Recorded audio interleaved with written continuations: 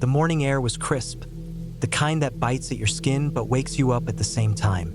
I had been planning this hike for weeks, setting aside a full day to push myself and escape the noise of everyday life. The trail I chose was deep in the mountains, far from the popular routes that got crowded during peak hiking seasons. It wasn't completely remote. There were occasional hikers, but they were rare. It was exactly what I wanted. Solitude, nature, and the challenge of a difficult trail. I parked my car in the gravel lot near the trailhead and checked my gear. Backpack, water, protein bars, a first aid kit, my phone fully charged with an offline map, and my knife just in case. I had done my research on the area. The trail looped about 18 miles through dense forest, climbing steadily for the first half and then winding down along a ridgeline. The plan was to be back by late afternoon. The first few miles were peaceful.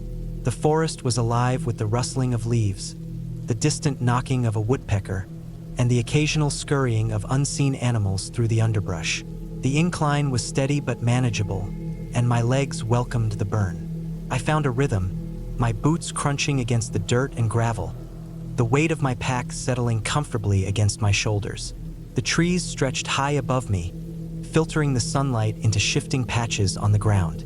It was beautiful, exactly what I needed. Around mile 6, the trail became steeper. The trees were thicker here, the undergrowth denser. The sounds of the forest changed, too quieter, more distant. It was the kind of silence that made you realize just how alone you were. I stopped to drink some water and catch my breath. Looking around, no other hikers in sight. It was just me and the trail. At mile 8, something felt off. I couldn't explain it at first. There was no obvious reason, but I felt it. A shift in the air, maybe, or the way the trees seemed closer together, leaning in just slightly. I told myself I was being ridiculous. My mind was playing tricks on me because I was alone. Still, I noticed that the sounds of birds and insects had faded. The forest was unervingly quiet. I kept going. I wasn't about to let paranoia ruin my hike. The trail leveled out for a bit before curving around a rocky outcrop. As I rounded the bend, I noticed something ahead on the path, a footprint. It was fresh, the edges still sharp in the damp dirt. That shouldn't have been strange, but something about it made me uneasy. The print was large, deeper than mine, like whoever left it had been carrying something heavy, or running. I glanced around, suddenly aware of how little visibility I had beyond the trees. I told myself it was just another hiker, someone ahead of me, nothing to worry about. But as I moved forward, I found another footprint, then another. The stride was long, too long, didn't look right. The prints veered off the trail and disappeared into the brush. I hesitated. A part of me wanted to follow them to see where they led, but my gut told me to keep moving. So I did. Mile 10, the highest point of the hike. The view was incredible. Rolling green hills stretching far beyond the forest, a river snaking through the valley below. I stopped for lunch, trying to shake off the unease. The silence still lingered, pressing in around me. It wasn't normal. Forests were never this quiet. Then I noticed something else. A smell. Faint but unmistakable. Metallic. Coppery. Blood. My stomach clenched. I scanned the area, searching for the source. I didn't see anything at first. But then, just past the ridge, a dark shape tangled in the underbrush. My pulse spiked. I stood slowly, stepping closer. It was an animal, a deer, its body twisted unnaturally, deep gashes carved into its side. The wounds were fresh. I wasn't alone. A branch snapped somewhere behind me. My breath caught. I turned slowly, scanning the trees. Nothing, but I knew something was out there, watching. I grabbed my knife from my pack and started moving. Not running, just walking fast, controlled. I needed to get back down. The sense of being watched didn't fade. Every time I glanced over my shoulder, I expected to see something lurking between the trees. Mile 12. My pace was quick, my body tense. The quiet was suffocating. Then, ahead on the trail, something moved. A figure. At first, I thought it was a hiker, but as I got closer, I saw the way they stood, too still, facing away from me. Their clothes were dirty, torn in places. Their posture was wrong, hunched in an unnatural way. I stopped. The figure didn't move, didn't turn, just stood there. I took a slow step back, then another. My foot hit a rock, sending it tumbling down the slope. The sound echoed through the silence. The figure's head snapped toward me. I ran. I didn't think. I didn't look back. I just ran. My lungs burned, my legs screaming as I tore down the trail. I could hear movement behind me. Fast, heavy footsteps crashing through the undergrowth. I pushed harder, my mind locked on one thing: getting to my car. Mile 16. The trail split, a fork I hadn't noticed before. I skidded to a stop, my mind racing. Left or right? There was no time to decide. A rustling behind me, closer now. I took the left path, hoping it would reconnect with the main trail. The path was rough, overgrown. My legs ached, my breath ragged. My only focus was forward. Keep going. Don't stop. Then I saw it, the parking lot, my car. Relief surged through me. I sprinted the last stretch, fumbling with my keys. I threw myself inside, locking the doors, my hands shaking as I started the engine. In the rearview mirror, the trail was empty, but I knew better. I didn't stop driving until I was miles away, until the forest was nothing but a distant blur. I never found out what I saw that day. I never went back to that trail. Some things I think are better left unknown.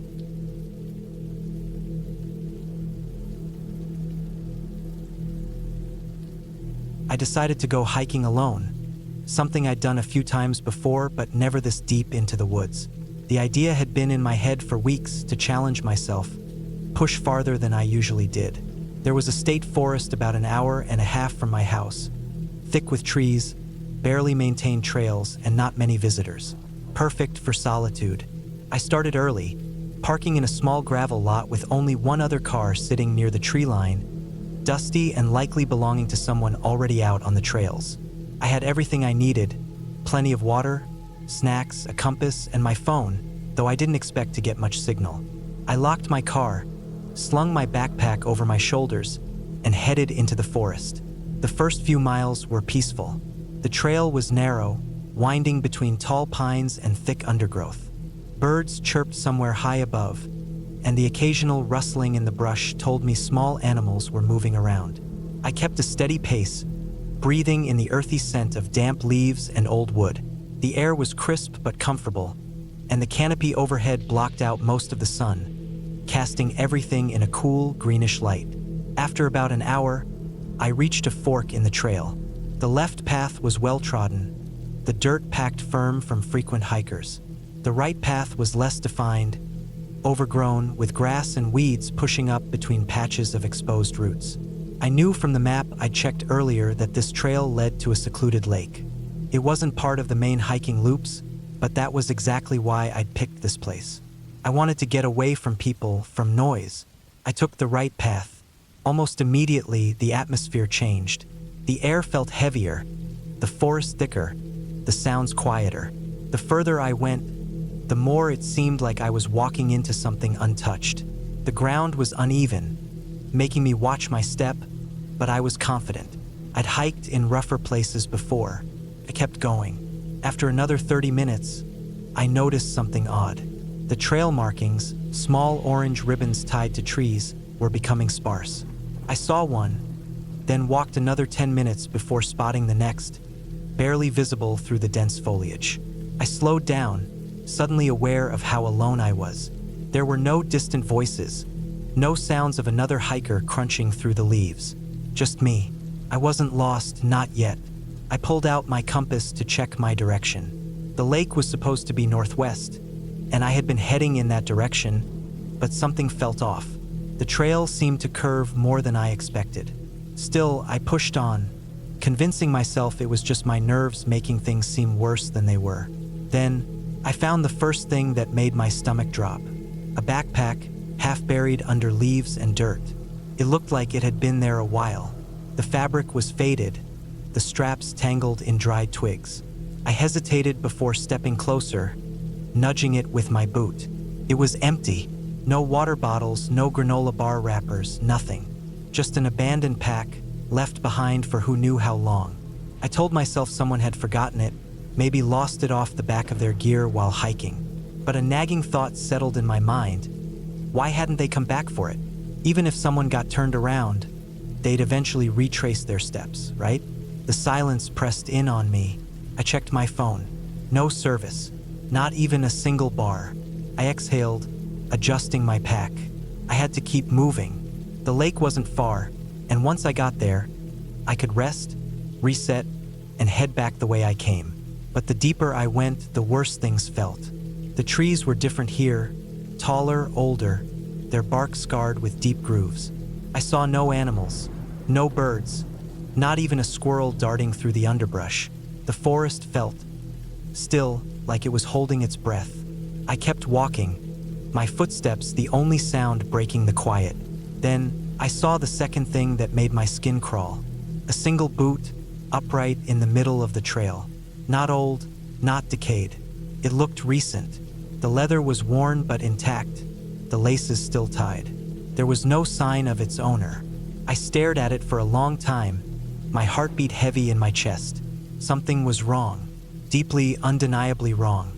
I had two choices: turn around and retrace my steps, or keep going, reach the lake and find a clearer path back. I chose the lake. When I finally saw the water through the trees, relief washed over me. The lake was still, the surface smooth like glass, reflecting the gray clouds overhead. I stepped to the edge, took a shaky breath, and tried to steady myself. That's when I saw them. Footprints in the mud, barefoot, leading into the water. They weren't mine. The prints were deep, pressed firmly into the wet earth. They led straight into the lake, disappearing beneath the surface. There were no return tracks, no sign that whoever made them had ever come back out. The hair on the back of my neck stood up. I turned sharply, scanning the tree line, my body rigid. Nothing, no movement, no sound. But I felt it, the unmistakable feeling of being watched. Panic clawed at my throat. I wasn't supposed to be here. I turned back the way I came, moving fast, almost running. I kept my eyes on the ground, following my own footprints, desperate to retrace my steps. The forest seemed darker now, the trees closer together, the trail less familiar. Then, the final thing, the thing that made my breath catch in my throat. My footprints, the ones I had just made. They were already fading, like the ground was swallowing them whole. I ran. I didn't think, didn't look back. My legs burned, branches lashed at my arms, but I didn't stop. I just ran, lungs heaving, heart pounding against my ribs. Somehow, I made it back to the main trail. The trees thinned, the air cleared, and when I finally saw the gravel lot with my car sitting there, I nearly collapsed. The other car, the one that had been there when I arrived, was gone. I locked myself in my car, hands shaking as I fumbled to start the engine. I didn't breathe normally again until I was miles away, the forest a dark mass in my rearview mirror. I don't know what I walked into that day. I don't want to know, but I will never hike alone again.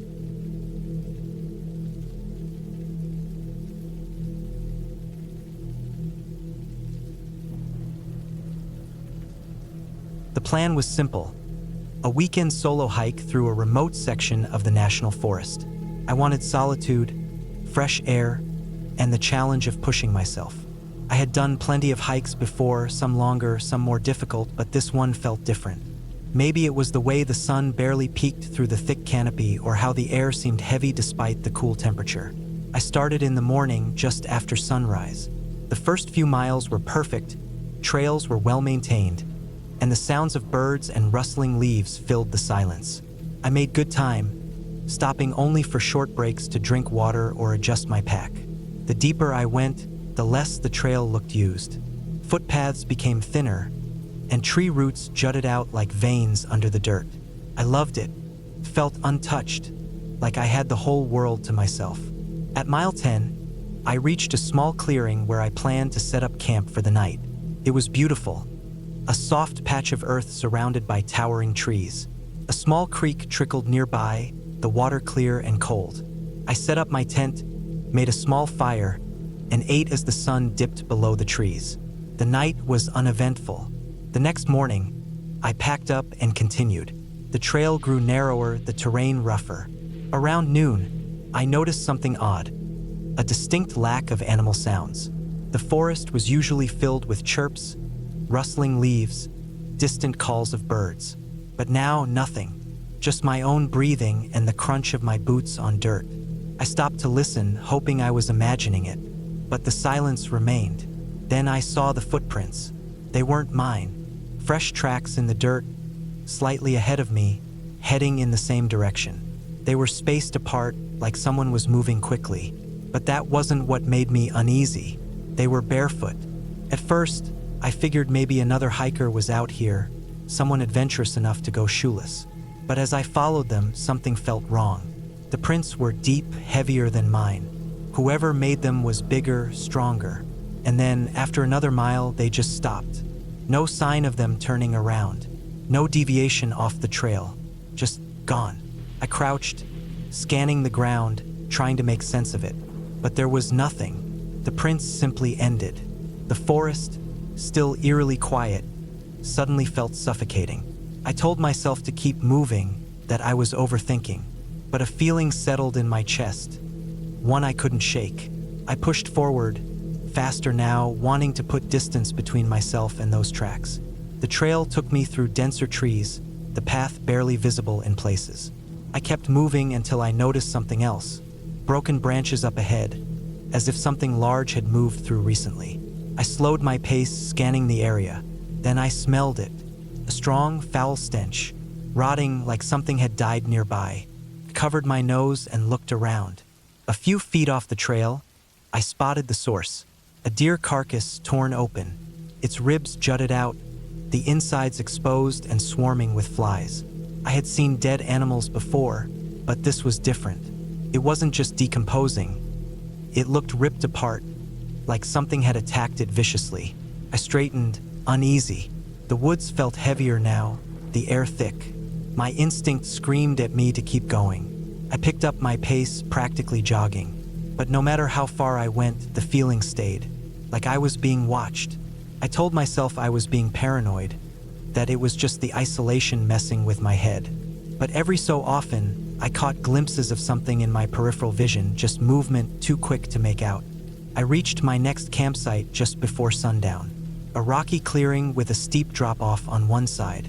I set up my tent and forced myself to eat. The silence pressed in around me. Every crunch of leaves, every twig snap made my pulse jump. Then, just as the last light faded, I heard it. A rustling maybe 20 feet away. Slow, deliberate. I grabbed my flashlight, heart pounding, and pointed it toward the noise. Nothing. The forest stared back, dark and unmoving. I stayed up late, listening, waiting, but eventually exhaustion won. I crawled into my tent, knife in hand, and forced myself to sleep. A sound woke me in the middle of the night. A low, deep exhale. Close. Too close. I didn't move, barely breathed. My skin prickled, every muscle locked in place. The sound came again, just outside the thin fabric of my tent. Slowly, I reached for my knife, gripping it tight. The seconds dragged on. Then, something pressed against the side of the tent. A hand? A body? Couldn't tell. I bolted upright, yanking the knife free, my breath ragged. And then, nothing. The pressure was gone. Silence. I sat there, shaking, waiting for something, anything. But the night stretched on, empty. At first light, I packed up in record time. My only goal now was getting back to civilization. I hiked fast, barely stopping for water, legs burning as I pushed through the miles. But the feeling never left. The sense that something was near, just out of sight. Watching, following. Then, about 3 miles from the trailhead, I saw them again. The footprints, fresh, barefoot, right next to mine. I ran the last stretch. I didn't care about twisting an ankle, about exhaustion. I just ran. When I finally saw my car, relief hit me so hard I nearly collapsed. I jumped in, locked the doors, and sat there, trying to steady my breathing. The forest loomed behind me, silent, unmoving. I never saw who or what left those tracks. But I knew one thing: I wasn't alone out there, and I never would be again.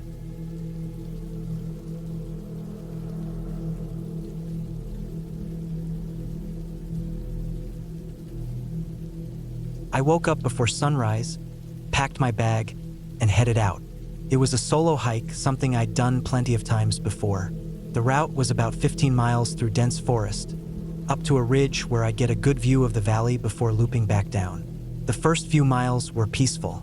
The early morning air was crisp, and the only sounds were birds waking up and the crunch of my boots on the dirt path. The trees were tall, their branches thick overhead, filtering the light into soft beams that made the forest feel almost inviting. Almost.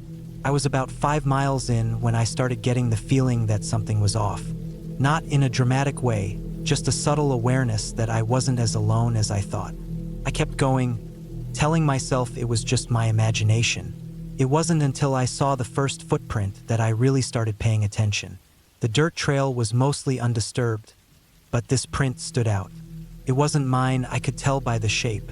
It was fresh too. The edges were sharp, and there was no sign of erosion from the wind or other hikers stepping over it. Someone else was out here. That shouldn't have been weird. It was a public trail after all. But I hadn't seen or heard anyone all morning. No distant voices, no snapping branches, no rustling undergrowth. Just silence except for the sounds I was making. I kept walking, scanning the trail more carefully. Another print, then another. Whoever made them was going the same direction I was. But something was strange. The spacing was uneven, like the person had been moving erratically. Slowing down, speeding up, stepping off the trail and back onto it. I started feeling uneasy. I tried to shake it off, focusing on my steps, my breathing. But the feeling didn't go away. In fact, it got worse. About a mile later, I came across something that made my stomach drop. A backpack. It was just sitting on the side of the trail, half unzipped. It looked weathered, but not old. The straps were frayed, but the fabric wasn't rotting. I stood there for a long moment, staring at it, listening. The forest was quiet. Too quiet. I crouched down and nudged the bag with my foot. It wasn't empty. I hesitated, then pulled the zipper the rest of the way. Inside, I found a water bottle, some granola bars, and a jacket. No wallet, no phone, no ID. Just a few supplies. There was something unsettling about it. If someone had abandoned their pack, why leave food and water? If they were in trouble, why not take the jacket? I scanned the trees. No sign of movement. I thought about calling out, but something in me resisted. I didn't want to break the silence. I pushed forward, walking faster. The ridge wasn't far. Maybe whoever left the bag had gone ahead and just forgotten it. Maybe they were fine. Maybe. Then I saw the second bag. This one was older, covered in dirt like it had been sitting there for months. It was half buried in leaves, the fabric torn in places. The sight of it sent a cold shiver down my spine. I turned in a slow circle, my pulse hammering in my ears. The trees felt taller, the shadows darker. I was suddenly aware of how alone I was, how far I'd come. Then, up ahead, I saw something that made my breath catch. The third bag, and this one looked brand new. It was right in the middle of the path, like someone had just set it down. The straps were neatly tucked, the zippers closed. There was no dirt on it, no sign of wear. I stopped in my tracks, heart pounding. Someone was here, watching. I turned around and started walking back the way I came. Fast. My mind was racing, trying to make sense of what I'd seen. 3 bags, all abandoned at different times. Who did they belong to? Where were their owners? I had gone maybe half a mile when I heard it. Footsteps. Not mine. They were behind me, heavy and deliberate. Someone was following me. I didn't look back. I picked up my pace, trying to stay calm. The trail was familiar. I just needed to get back to my car. But the sound of footsteps didn't fade. They stayed close, matching my movements.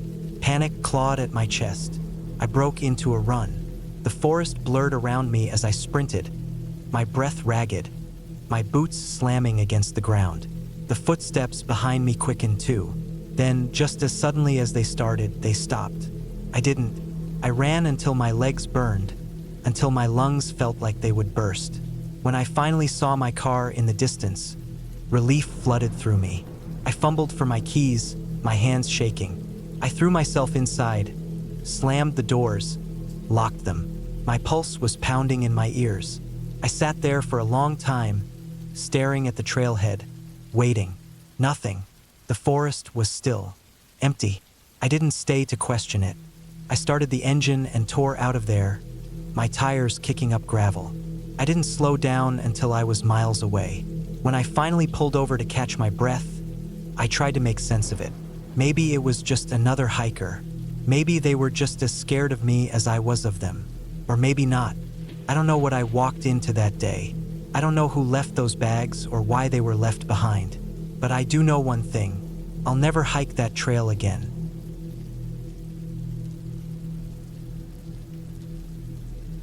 I set out early in the morning, just as the sun was starting to rise. The sky was a soft orange, fading into blue, and the air was crisp, holding on to the last bit of nighttime chill. I had planned this solo hike for months, mapping out every detail, packing my bag carefully the night before. Water, food, first aid kit, a knife, a flashlight, an extra pair of socks, everything I could possibly need. The trail was a lesser-known one, deep in the mountains, a place I had read about in a hiking forum. People talked about its beauty, how the trees were untouched, how the views stretched on forever. But it wasn't an easy hike. Long, steep, and remote. That was part of the appeal. I wanted the solitude, the challenge, the quiet away from everything. The first few miles were peaceful. The only sounds were my boots crunching against the dirt and the occasional rustle of wind through the trees. I breathed in deep, feeling the fresh mountain air fill my lungs. It felt good to be out here, away from the hum of daily life. Just me and nature. After a few hours, I stopped for a break. I found a flat rock off the trail, set down my pack, and drank some water.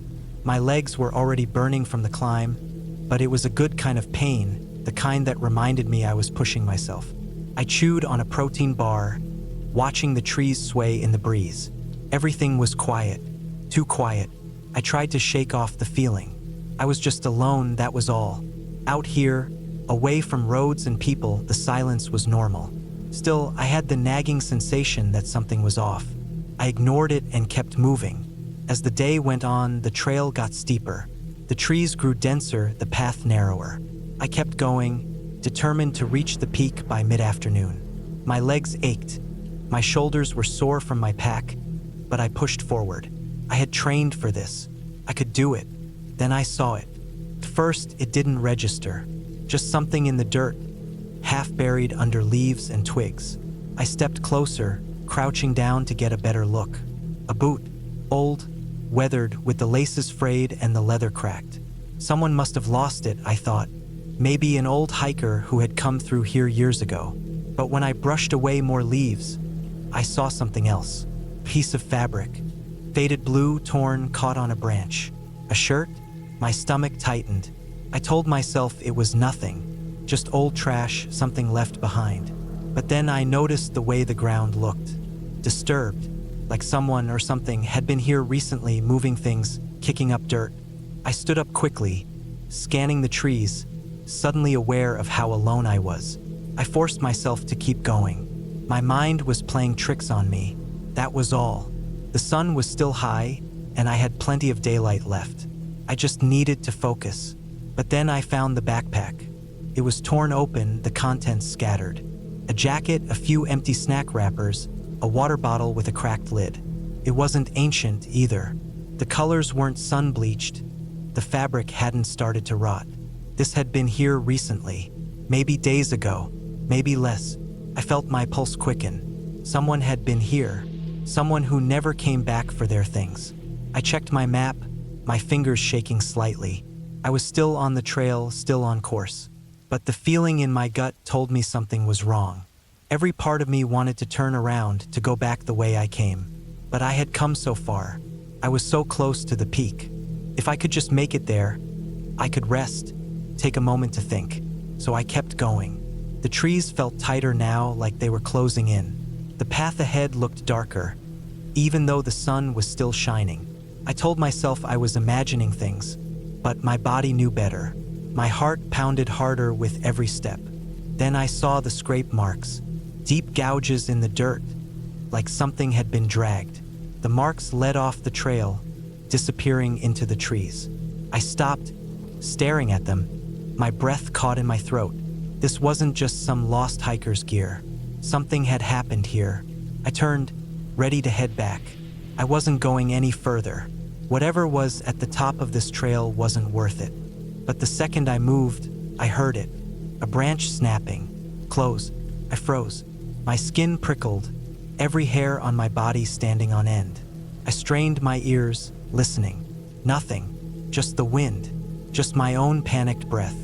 But I knew I wasn't alone. I started walking faster, then faster. Then I was practically running, my boots slamming against the ground. I wasn't thinking about the peak anymore. I just needed to get back, get away. Then I heard the footsteps. Behind me, heavy, fast. I didn't look back. I just ran. My legs burned. My lungs screamed. But I didn't stop. I could hear it getting closer. Something big, something fast. The trail blurred beneath me. My pack bounced against my back. My breath came in ragged gasps. I pushed forward, forcing my legs to keep moving, even as panic threatened to take over.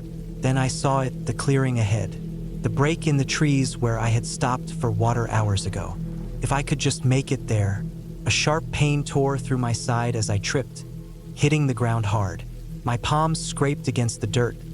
My knee slammed into a rock. I gasped, rolling over, kicking, scrambling to get up. Silence. I looked around, heart pounding so hard I thought it might burst. But there was nothing. No footsteps, no movement, just the wind rustling through the trees. I didn't wait. I got up and ran, ignoring the pain, ignoring everything except the need to get out. By the time I reached my car, I could barely breathe. I threw my pack in, slammed the door, locked it. My hands were shaking so bad I could hardly get the key into the ignition. When the engine roared to life, I peeled out of there, dirt kicking up behind me. I didn't stop driving until I was back in town. Only then did I pull over, gripping the steering wheel so hard my knuckles turned white. I never found out what was out there. Maybe I didn't want to know. Maybe it was just an animal, a mountain lion, a bear. But deep down, I knew better. I never went back to that trail, and I never hiked alone again.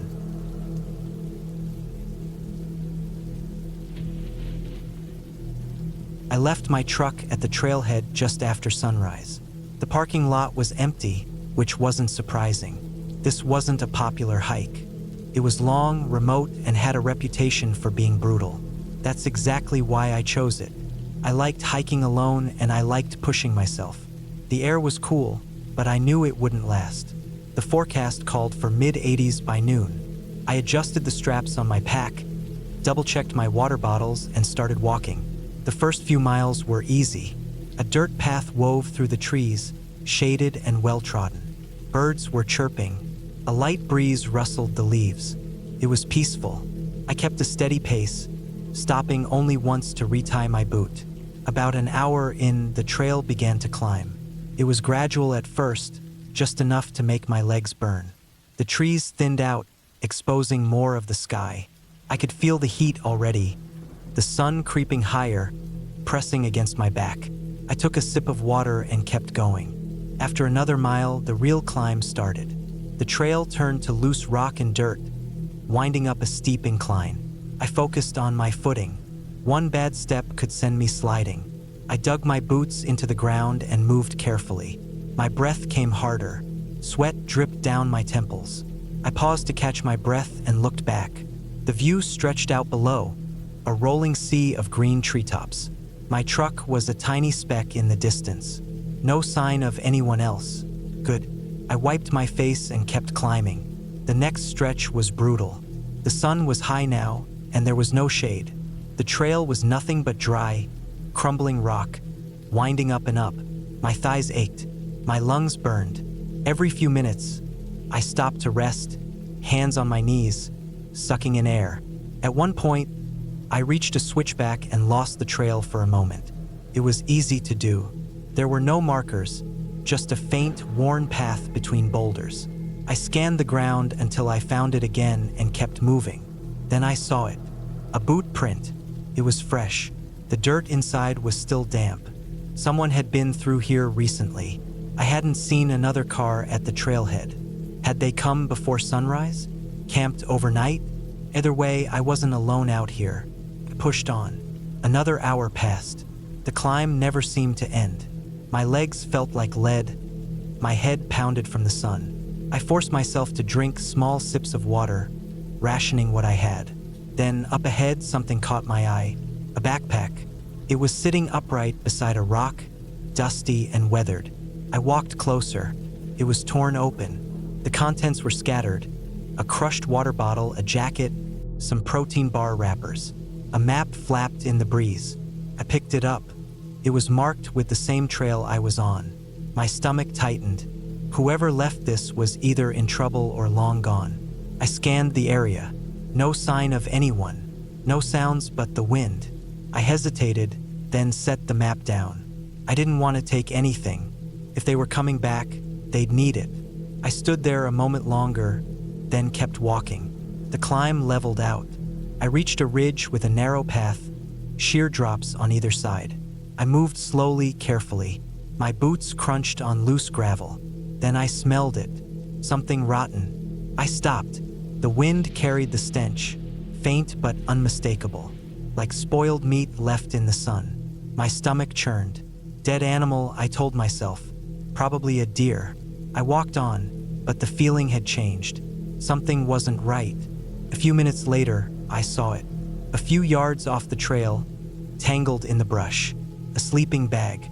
It was zipped up. My chest tightened. I stepped closer. Flies buzzed around it. I crouched, reached out, and nudged it with a stick. It shifted slightly, revealing a stain beneath it, dark and dried into the dirt. Blood. I stood up fast, heart hammering. I turned, scanning the trees. Nothing moved. I swallowed hard. The stench was stronger now. I backed away, my pulse pounding in my ears. Then something snapped in the trees ahead. A branch breaking. I froze. I wasn't alone. Slowly, I reached for my knife, gripping the handle. My breath was shallow, my whole body tense. Another sound. Rustling. Closer. Then silence. A long, heavy silence. I took a step back. Then another. Then I turned and walked. Fast. I didn't run. Not yet. I didn't want to make noise. I just moved, my boots crunching over gravel, breath coming fast. I reached the ridge again, the path too narrow to rush. I forced myself to slow down, moving carefully. My whole body was rigid, every sense sharp. I reached the other side and picked up the pace. The sun was lower now. Shadows stretched long over the trail. I walked faster. My legs ached. My back was slick with sweat. I just had to get back to the truck. Then, another sound. Behind me, a single, deliberate footstep on rock. I broke into a run. I didn't care about the loose ground, the steep drop-offs. I just ran. The trail blurred past. My breath was ragged, my heartbeat in my throat. I ran until my chest burned, until my legs nearly gave out. Then I saw it, the parking lot. My truck. I stumbled forward, yanked the door open, and threw myself inside. I locked the doors. My hands shook as I grabbed the keys, jammed them into the ignition. The engine roared to life. I slammed it into reverse, tires kicking up dust. Then I peeled out, flying down the gravel road. Only when I was miles away did I pull over, hands clenched tight on the wheel. I sat there, breathing hard, my whole body trembling. I never looked back. I don't know what I saw up there.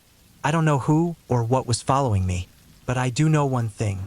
I will never hike that trail again.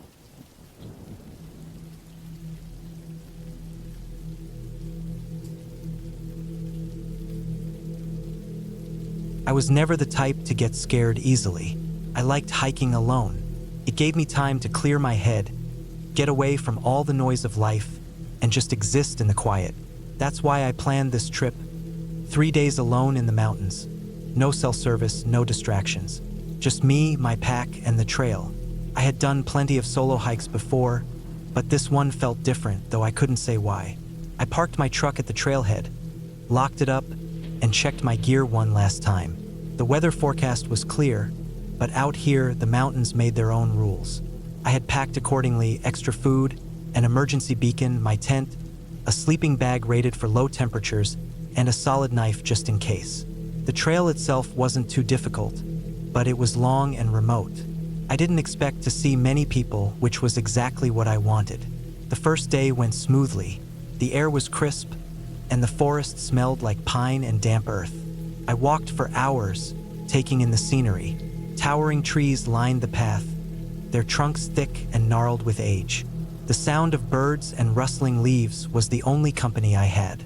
Around mid-afternoon, I stopped by a small stream to refill my water bottle and eat some jerky. Everything felt peaceful. By the time the sun started to set, I had covered a good distance. I found a clearing just off the trail and set up my tent. The ground was firm but not uncomfortable. After getting a small fire going, I ate a quick meal and watched the flames dance in the dark. The silence of the forest at night was always something I loved. It was deep, almost comforting. But that night, as I lay in my sleeping bag, something felt off. The forest was too quiet. No wind, no distant owl calls, just silence. I told myself it was nothing and forced my eyes shut. At some point in the night, I woke up. I wasn't sure why at first. Then I heard footsteps, not the small scurrying of an animal. These were slow, deliberate. I held my breath and listened. The steps were circling my tent, crunching softly against the underbrush. I reached for my knife, gripping it tightly. My heart pounded in my chest. I stayed still, waiting. After what felt like forever, the footsteps stopped. I strained my ears, listening for any sound, but there was nothing. The silence was worse than the footsteps. I didn't move for a long time. Eventually, exhaustion won, and I drifted off again, knife still in my hand. When I woke up, the morning sun was filtering through the trees. I unzipped my tent and stepped outside. Nothing seemed out of place. Maybe I had imagined it. Still, I couldn't shake the unease that had settled in my gut. I packed up my gear and continued my hike. The second day was harder, more elevation gain, tougher terrain. By the time evening rolled around, my legs ached. I found a good spot to camp near a ridge overlooking the valley. The view was incredible, but I couldn't enjoy it. That creeping sense of unease hadn't left me. That night, I kept my fire going longer than usual. The flames cast flickering shadows against the trees, and I found myself watching them too closely, half expecting something to move in the darkness. I forced myself to eat, but my appetite was gone. I kept listening for the sound of footsteps, but all I heard was the crackling of the fire and the occasional rustle of leaves. At some point, I had to sleep. I climbed into my tent and zipped it up tight, knife again tucked into my hand. This time, I slept lightly, waking at the smallest sounds. The night passed without incident, but I couldn't shake the feeling that I was being watched. On the third day, I decided to cut my trip short. I didn't feel right out here anymore. I wasn't scared exactly, but my instincts told me to leave. I trusted those instincts. I picked up my pace, determined to get back to my truck before sundown. The trail felt different now, more oppressive, more silent. My skin prickled every time the wind shifted. I kept checking behind me, though I never saw anything. Then I found the tracks. They were human footprints, but they didn't belong to me. They were fresh, heading in the same direction I was going. My stomach twisted. I hadn't seen another person out here. These tracks shouldn't be here. I kept moving faster now. The sun was dipping lower, and I wanted to be off this trail before dark. My breathing was heavy, and my muscles burned, but I didn't stop. Then I heard it. A branch snapped somewhere behind me. I didn't turn around. I didn't want to see whatever was there. I just moved. My pack felt heavier, my footsteps clumsy on the uneven ground. The trail ahead seemed to stretch endlessly, but I knew I was close. Then I saw it, my truck, sitting right where I left it. Relief crashed over me. I ran the last stretch, fumbling with my keys as I yanked open the door and threw my pack inside. I locked the doors, started the engine, and peeled out of there without looking back. I didn't stop driving until I was miles away, back in town. Only then did I allow myself to breathe. My hands were shaking. I don't know who was out there with me. I don't know why they didn't approach or why they followed. But I do know one thing: next time I go hiking, I won't be going alone.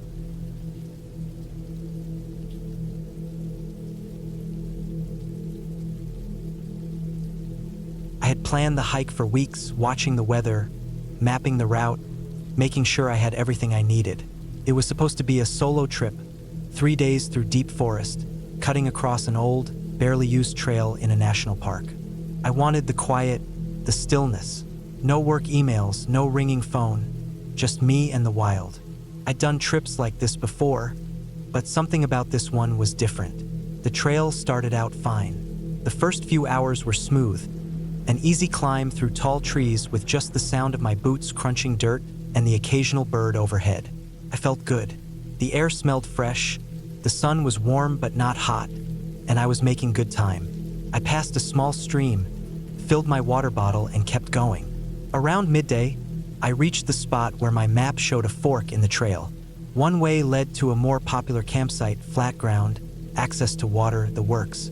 The other path was narrower, winding deeper into the woods. That was the one I'd picked. I wanted solitude. I wanted to test myself. About an hour after taking the less traveled path, I noticed the first odd thing. The woods got quieter. I don't mean just fewer birds or rustling leaves. It was like the whole forest had stopped moving. No wind, no buzzing insects, nothing.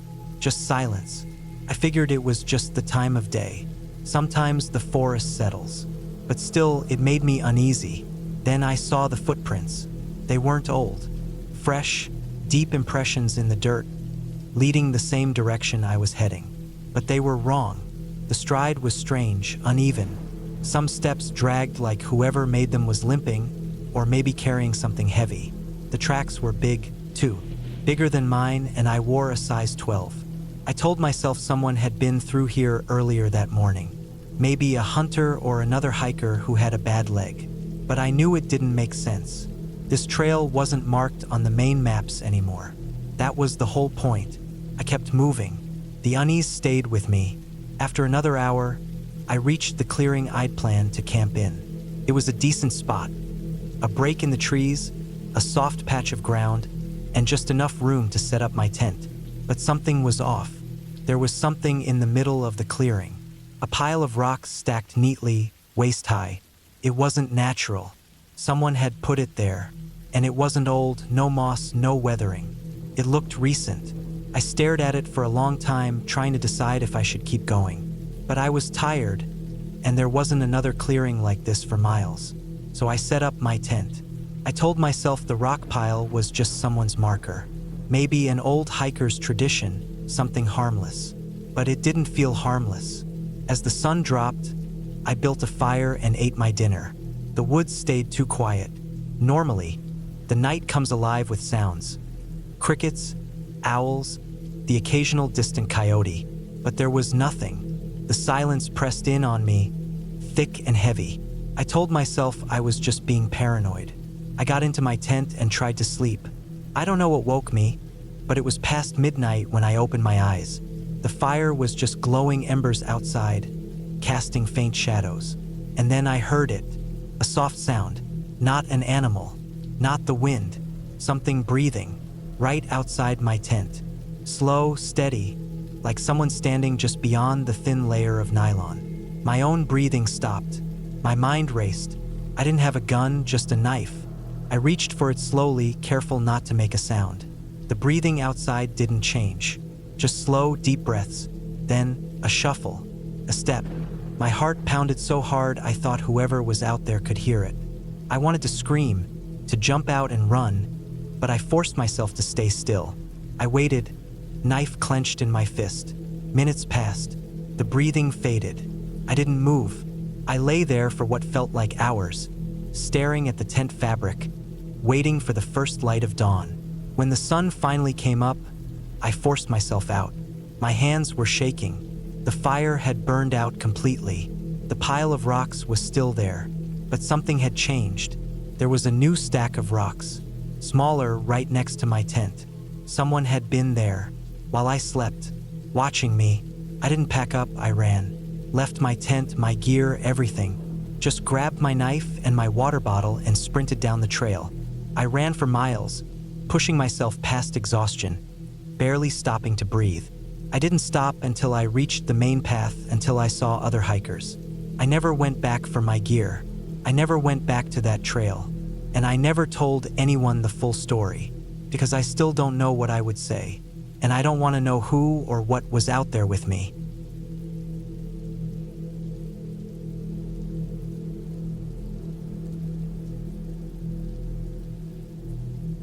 I always loved hiking alone. Something about the silence, the weight of my pack on my shoulders, and the rhythmic crunch of my boots against the dirt gave me a sense of peace I couldn't find anywhere else. It was my way of getting away from everything: work, people, the noise of everyday life. I wasn't reckless, though. I always carried a GPS, a first aid kit, extra water, and all the survival essentials. I wasn't some amateur hiker thinking I was invincible. I knew how quickly things could go wrong in the wilderness. That's why I chose a remote trail in Montana that I had read about online. It wasn't completely off the grid, but it was far from crowded. A tough 20-mile loop through thick forests, over rocky ridges, and along the edge of a few small lakes. The kind of place where you might see a few other hikers over the weekend, but not much more than that. That was perfect for me. The first day went exactly as planned. I parked my truck at the trailhead, checked my gear, and set out in the late morning. The sun was out, but the temperature stayed cool under the thick canopy of trees. The trail was well marked but rugged, winding through dense pines and overgrown brush. I kept a steady pace, stopping only to snap a few pictures and take in the quiet beauty of the place. By late afternoon, I reached my planned campsite near a small, crystal-clear lake. I set up my tent, cooked a quick meal on my portable stove, and sat by the water, watching the last light of the day fade behind the trees. Everything felt right. That night, I barely slept, not because of fear or unease, but because the forest was alive in a way that city life had made me forget. The wind rustled through the trees, branches cracked under the weight of unseen animals, and the distant hoot of an owl echoed through the dark. It wasn't unsettling, just different. I dozed in and out until the first light of morning slipped through my tent, and I got up feeling rested enough to keep going. The second day was tougher. The terrain grew more challenging as I climbed higher, my legs burning with every step. The trail narrowed, snaking along the side of a steep hill, with loose rocks that threatened to slide under my feet. The wind picked up, whistling through the trees, making it harder to hear anything else. By midday, I realized I hadn't seen another person since I started. That wasn't entirely surprising, but it made me feel more alone than usual. It wasn't an unpleasant feeling, just something I noted. That afternoon, something changed. It wasn't anything obvious at first, just a shift in the air. A kind of stillness settled around me, and the usual background noise of the forest, the birds, the rustling leaves, the distant chirp of insects, seemed to fade. I thought maybe I was just being paranoid, that I was reading too much into a natural silence, but the feeling stuck with me. As I rounded a bend in the trail, I saw it, a backpack half buried in the dirt just off the path. It was old, faded, and covered in dirt and leaves like it had been there for a long time. My first thought was that someone had lost it, but as I stepped closer, I noticed something that made my stomach tighten. The straps were slashed, not frayed from wear, but cut. Deliberately, I crouched down, hesitating before I touched it. I didn't know why, but the sight of it unsettled me in a way I couldn't explain. I checked my surroundings, scanning the trees for any sign of movement. Nothing. The forest was still as ever. Slowly, I unzipped the main compartment.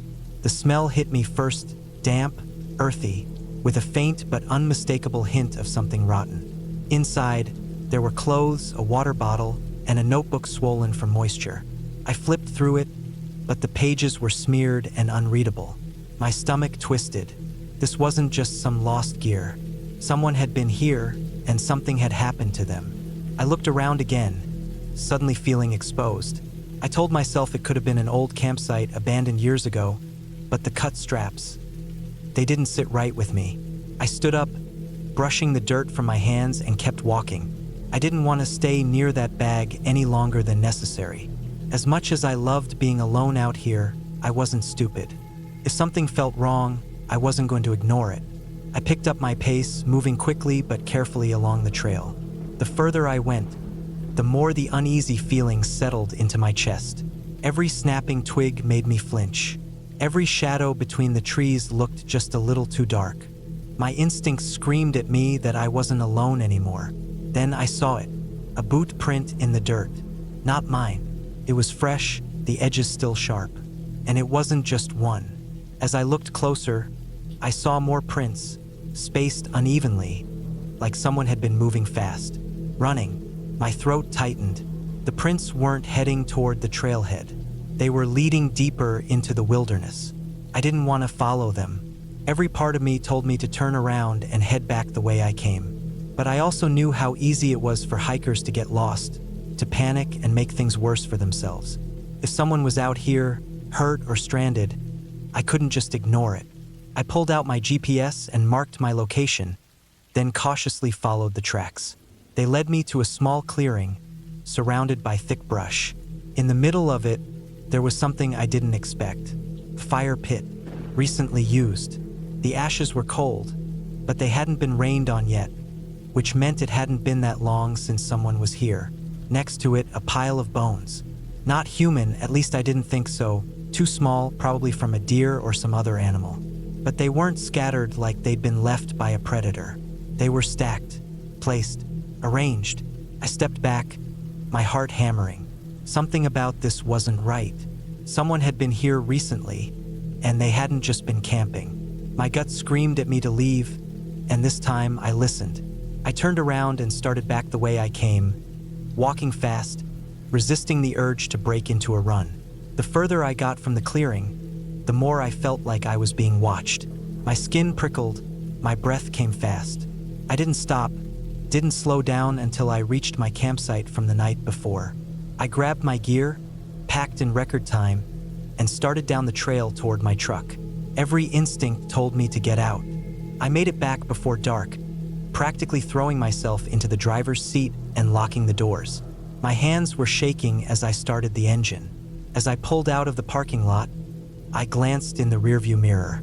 The trailhead sat empty, the trees still and dark. But that feeling, the one that had clung to me since I found the backpack, didn't fade. Even hours later, as I drove through the winding roads back to civilization, I couldn't shake the thought. I wasn't alone out there, and whoever else was, they didn't want to be found.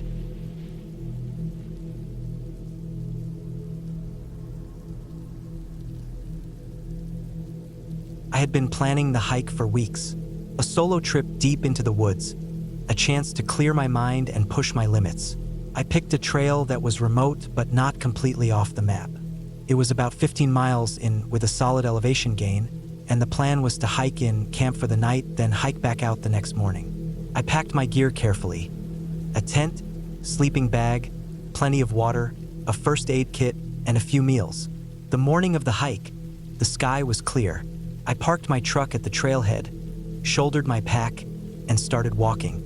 The first few miles were smooth, the dirt path winding through tall pines. The sun filtered through the trees, casting long shadows. It was quiet, just the sounds of my boots on the dirt and the occasional rustle of a bird or small animal in the brush. As I got deeper into the woods, the trail became steeper. I adjusted my pack and pushed on, stopping now and then to take a sip of water. The air smelled fresh, clean, like damp earth and pine. There was something about being alone in nature that felt freeing. No people, no distractions, just me and the trail. Around midday, I reached a clearing and decided to rest. I pulled out a granola bar, sat on a fallen log, and checked my map. I was making good time. The campsite I had planned to reach was still a few miles ahead, nestled near a small stream. After a short break, I stood up, adjusted my pack, and kept going. The trail narrowed as it wound up the mountain. The trees grew denser, and the ground became uneven, covered in roots and loose rocks. I had to watch my footing. The air was getting cooler as I climbed higher. I checked my watch, it was mid-afternoon. I wanted to reach the campsite before dark. Then I saw it. At first, it just looked like part of the landscape. A dark shape off the trail, tangled in the underbrush. As I got closer, my stomach tightened. It was a backpack, old, dirty, torn in places, the kind hikers used. My first thought was that someone had lost it, but as I stepped closer, I noticed something worse.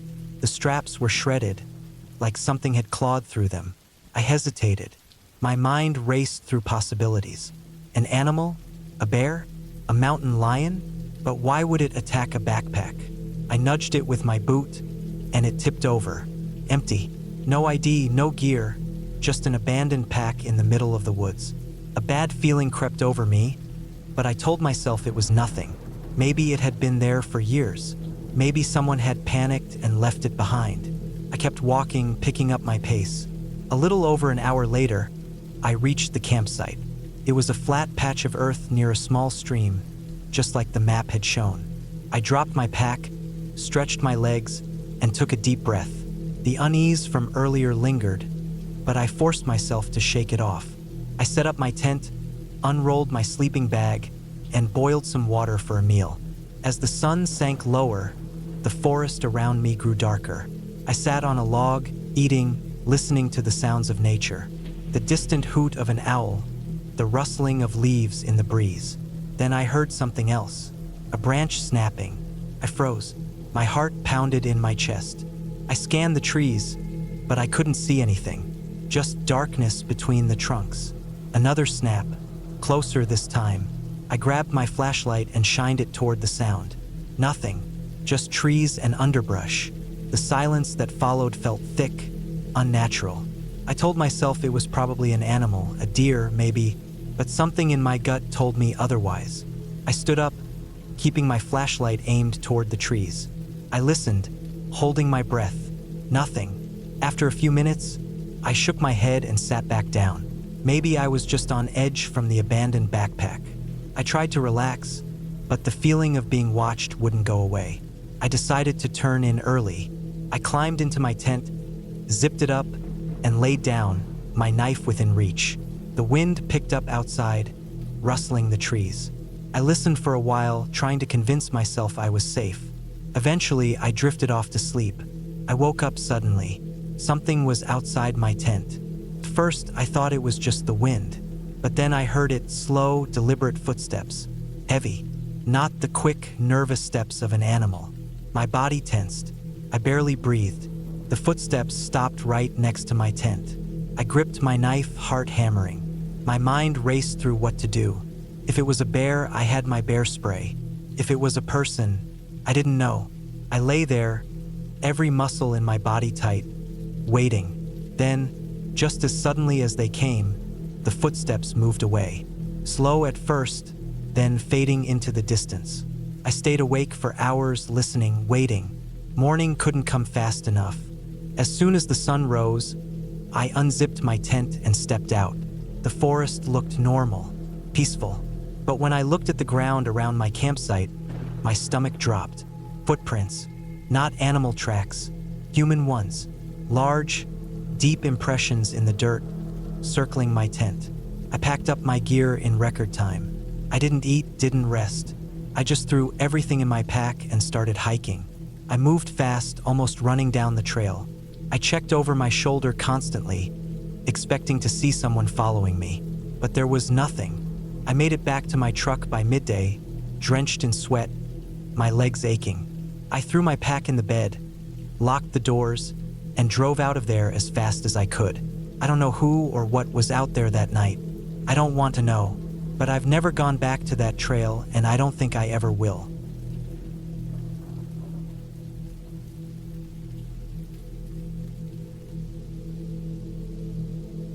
I've always been comfortable alone in the wilderness.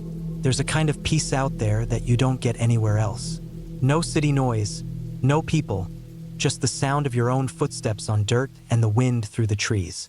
I thought that feeling would never change.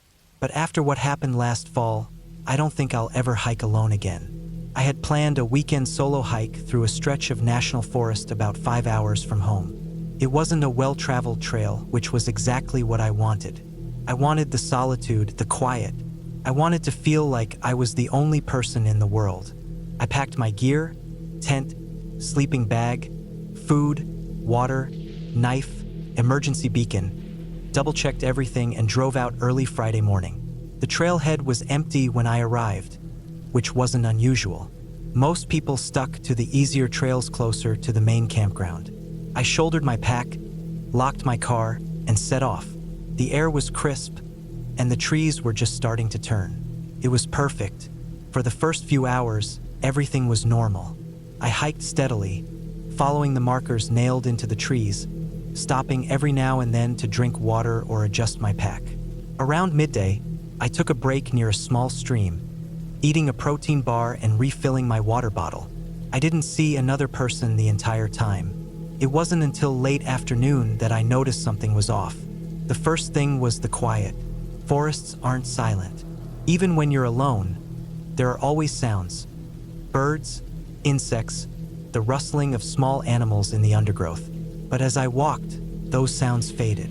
At first, I thought maybe I was imagining it, but by the time I stopped to set up camp, the silence was absolute. It was like stepping into a vacuum. Even my footsteps sounded muffled. I shook it off. Maybe it was just one of those weird natural phenomena, like how sound changes when a storm is coming. I found a good spot, cleared the ground, and set up my tent. I made a small fire, boiled some water, and ate my dehydrated meal. By the time darkness fell, I was exhausted. I crawled into my tent, zipped up my sleeping bag, and closed my eyes. Then I heard it. It wasn't loud, just a soft rustling, like someone shifting their weight on dry leaves. My first thought was an animal. Maybe a deer, maybe a raccoon sniffing around my food bag, even though I had it tied up properly in a tree. I listened. The sound didn't go away. It was slow, steady, moving just beyond the light of my fire. Not an animal, I realized. An animal would have fled from the fire, from my scent. This sound stayed at the edge of my camp, circling. I reached for my knife. I didn't call out. Something told me that was a bad idea. I just listened, gripping the handle of the knife so tightly my fingers ached. Then, just as suddenly as it started, it stopped. I stayed awake for hours, my ears straining for any sound. But the silence held. Eventually, exhaustion won. I don't remember falling asleep, but I must have, because the next thing I knew, it was morning. The fire had burned out completely. My food bag was still tied up in the tree, untouched. Nothing in my camp had been disturbed. But when I stepped out of my tent, I saw them. Footprints. Human footprints circling my campsite. They were deep, deliberate.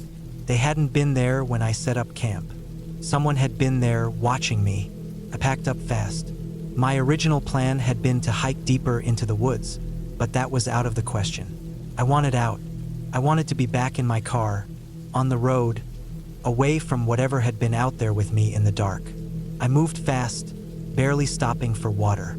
I kept looking over my shoulder, scanning the trees, listening. I didn't hear anything, but the feeling of being watched never left. I kept expecting to see someone step out from behind a tree, but I never did. I was about 3 miles from the trailhead when I found the first sign that something was seriously wrong. A shirt, a dirty, tattered flannel shirt hanging from a low branch like someone had draped it there on purpose. There was something off about it. The way it hung, too deliberate, too staged. And below it, half buried in the leaves, a shoe. A hiking boot, the laces still tied. I didn't stop to examine them. I kept moving. Another mile in, I found more. A torn backpack, its contents spilled out. A smashed flashlight, an empty water bottle, a ripped sleeping bag. No sign of who it had belonged to. No sign of any struggle. Just abandoned gear left to rot. By the time I reached my car, I was nearly running. My hands shook as I unlocked the door, throwing my pack onto the passenger seat, locking the doors the second I was inside. I sat there for a few minutes, catching my breath, trying to process what I had seen. Then, in the rearview mirror, I saw movement. A figure. standing at the edge of the trees, too far away to make out any details, but close enough that I knew they were watching me, just standing there, still silent. I didn't wait to get a better look. I started the car and got out of there as fast as I could. I don't know who they were. I don't know how long they had been following me. I don't know what would have happened if I had stayed another night. But I do know one thing for sure. I will never hike alone again.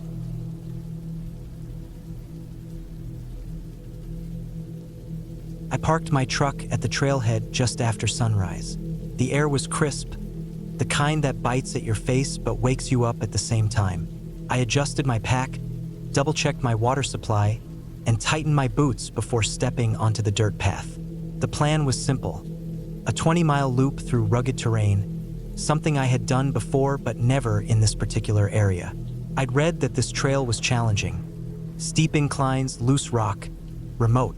Exactly what I wanted. The first few miles were easy. The trail wound through thick trees, their bare branches clawing at the sky. The ground was damp from last night's rain, and every step was met with the smell of wet earth. Birds chirped above me, hidden in the branches, and I could hear the distant rush of a creek. I kept a steady pace, breathing in through my nose and out through my mouth. Hiking alone had always been my thing. No distractions, no talking, just me and the trail. Some people hated the silence, but I thrived in it. The only sounds were my boots crunching against the dirt and the occasional rustle of a squirrel darting through the underbrush. After about 5 miles, the trail started to change. The trees grew denser, their shadows stretching long across the path. The incline steepened, forcing me to slow my pace. I stopped for a quick break, taking a sip from my water bottle and adjusting my pack. My legs burned, but that was part of it, the good kind of pain. It was around mile 7 when I first noticed something was off. The birds had stopped chirping. It wasn't immediate, but gradual, like a slow fade out in a song.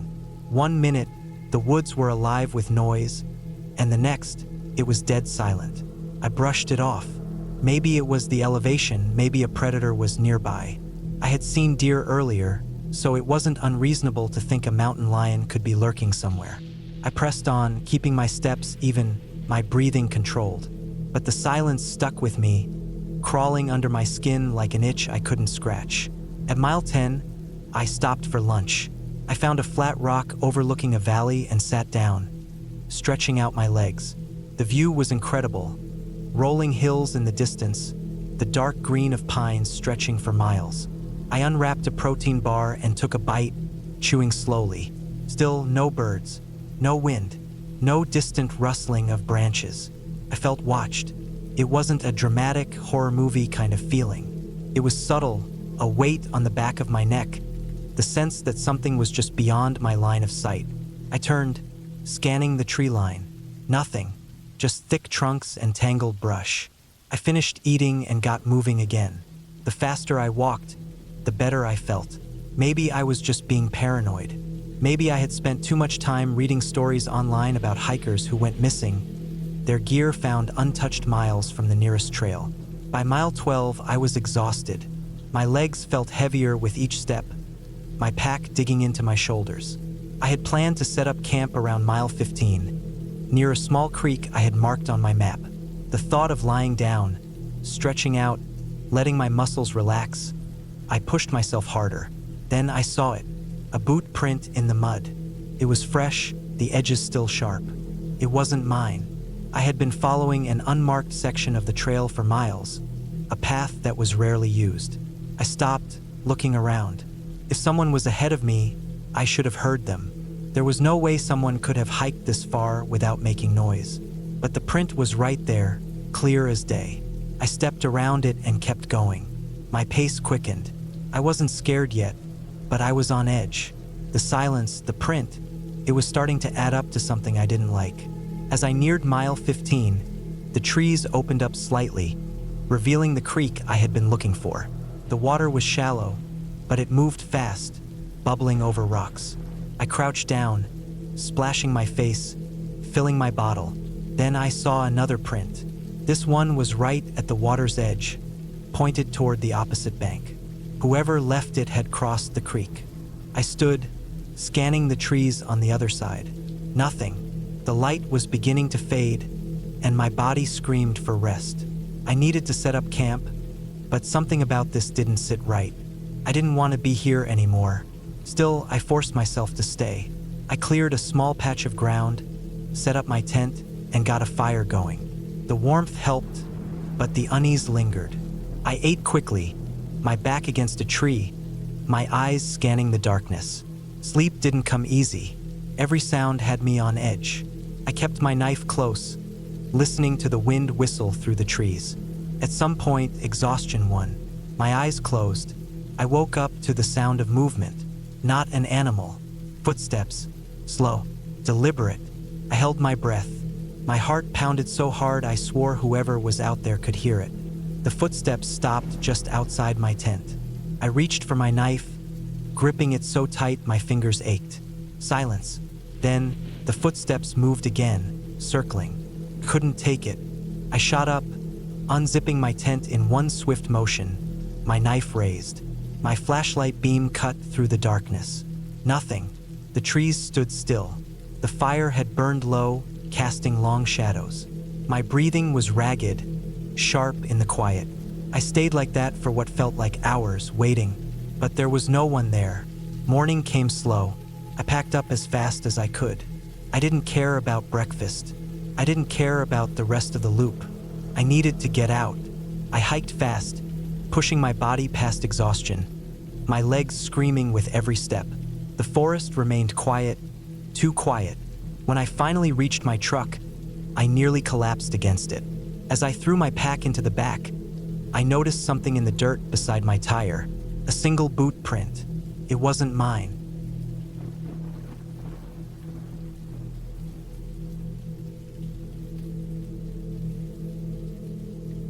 The sun was just starting to dip behind the tree line when I realized I had made a mistake. I had been hiking for hours, and my legs were sore. My water bottle was almost empty, and the weight of my backpack felt heavier with every step. The trail had started off easy, well-marked, clear, a few scattered signs pointing the way, but somewhere along the way I must have taken a wrong turn. I didn't recognize anything anymore. I stopped, pulled my pack off, and crouched down to check my map. My phone had no signal, which wasn't surprising this deep in the woods, but it still made my stomach tighten. I had taken a picture of the trail map at the entrance, but as I scrolled through my photos, I realized I hadn't taken a clear one. The image was blurry, the words unreadable. Useless. I cursed under my breath and tried to think. I could retrace my steps, but the trail had twisted and turned so much that I wasn't even sure which way I had come from. I stood up and took a deep breath, trying to stay calm. Panic wasn't going to help. The smart thing to do was keep moving while there was still light and find a recognizable landmark. I picked the most worn-looking trail and started walking, my boots crunching over dry leaves and small twigs. The woods were quiet, but not silent. Birds chirped in the distance, and every now and then, a breeze rustled through the trees. I focused on my breathing, on keeping a steady pace. After about 30 minutes, I realized the trail was narrowing, the dirt path giving way to patches of grass and scattered rocks. This wasn't a maintained trail. The realization sent a jolt of fear through me. I stopped and turned in a slow circle, trying to see anything that looked familiar, but it was just trees, tall, dense trees in every direction. The sun was lower now, the light filtering through the branches in long, slanted beams. Shadows stretched across the ground. I had to make a decision: keep going forward or turn back. Turning back seemed smart, but what if I just got myself more lost? I still had some daylight left. I decided to keep going. The deeper I went, the thicker the forest became. The trees seemed to crowd in around me, and the air felt heavier. I tried to shake off the unease creeping up my spine. It was just the isolation getting to me. I was fine. I had food, a flashlight, and a knife in my pack. I wasn't in any immediate danger. Then I saw it. A boot. It was half buried under a tangle of roots. The leather cracked and weathered. But it wasn't just any boot. It looked new, at least newer than I would have expected to find out here. It wasn't covered in moss or falling apart. Someone had lost it recently. I stared at it for a long time, my mind racing through possibilities. A hiker could have dropped it. Maybe someone hurt themselves and left it behind. Maybe a twig snapped behind me. I spun around so fast that I nearly tripped over my own feet. My heart pounded against my ribs.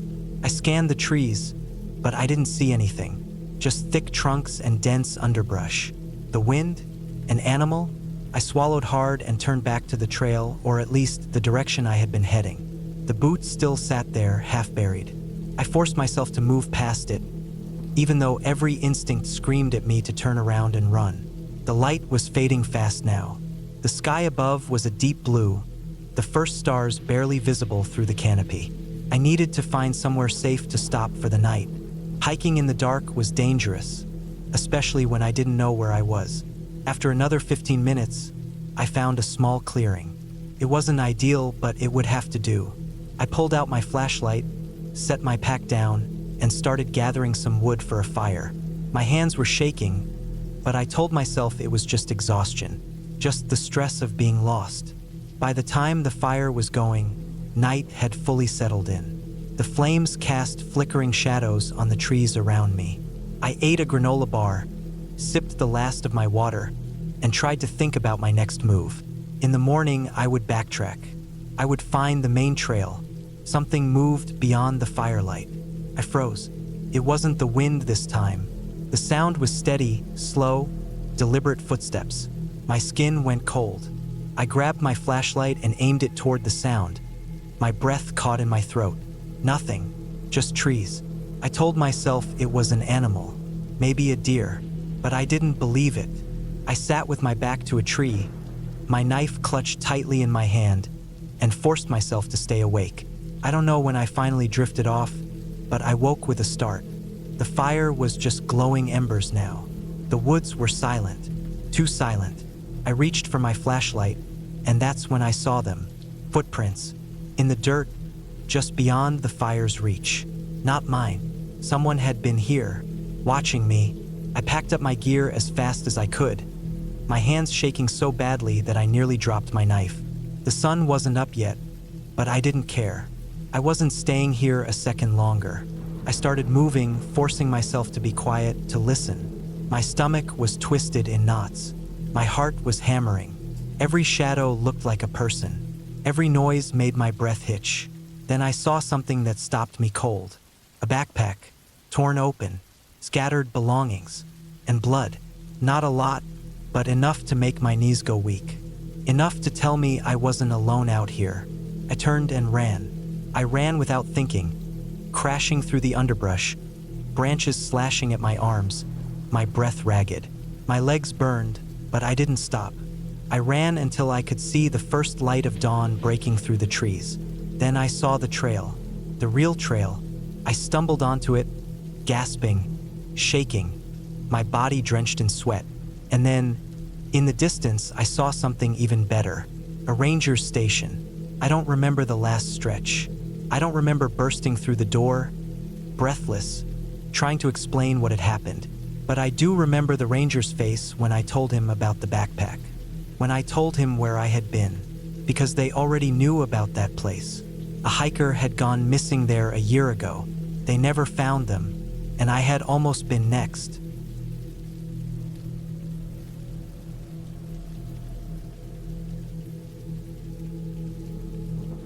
I don't know what made me take that trail. I had been hiking for years, always choosing well-marked paths, ones that had clear signs and obvious routes. But that day, something about that narrow, overgrown trail caught my eye. It wasn't marked on my map, and it wasn't on any of the trail guides I'd read. Just a thin line of dirt disappearing into the trees. It looked old, like no one had used it in a long time, maybe ever. The sky was overcast, gray clouds stretching low over the tree line. The forest around me was quiet, the usual rustling of birds and distant animal sounds oddly absent. My boots crunched against dry leaves as I stepped off the main path and onto the hidden trail. I told myself it would be fine. I had my GPS, plenty of water, and I was experienced. Just a short walk to see where it led. I'd turn around if it got too difficult. The path was barely a foot wide, lined with thick bushes and tree roots that jutted up like twisted fingers. I moved carefully, stepping over the roots and ducking under low branches. The deeper I went, the more the air felt different. Heavy. It wasn't humid, but there was a pressure to it, like the weight of the forest was pressing down on me. I checked my GPS. No signal. That wasn't unusual this deep into the woods, but it still sent a small ripple of unease through me.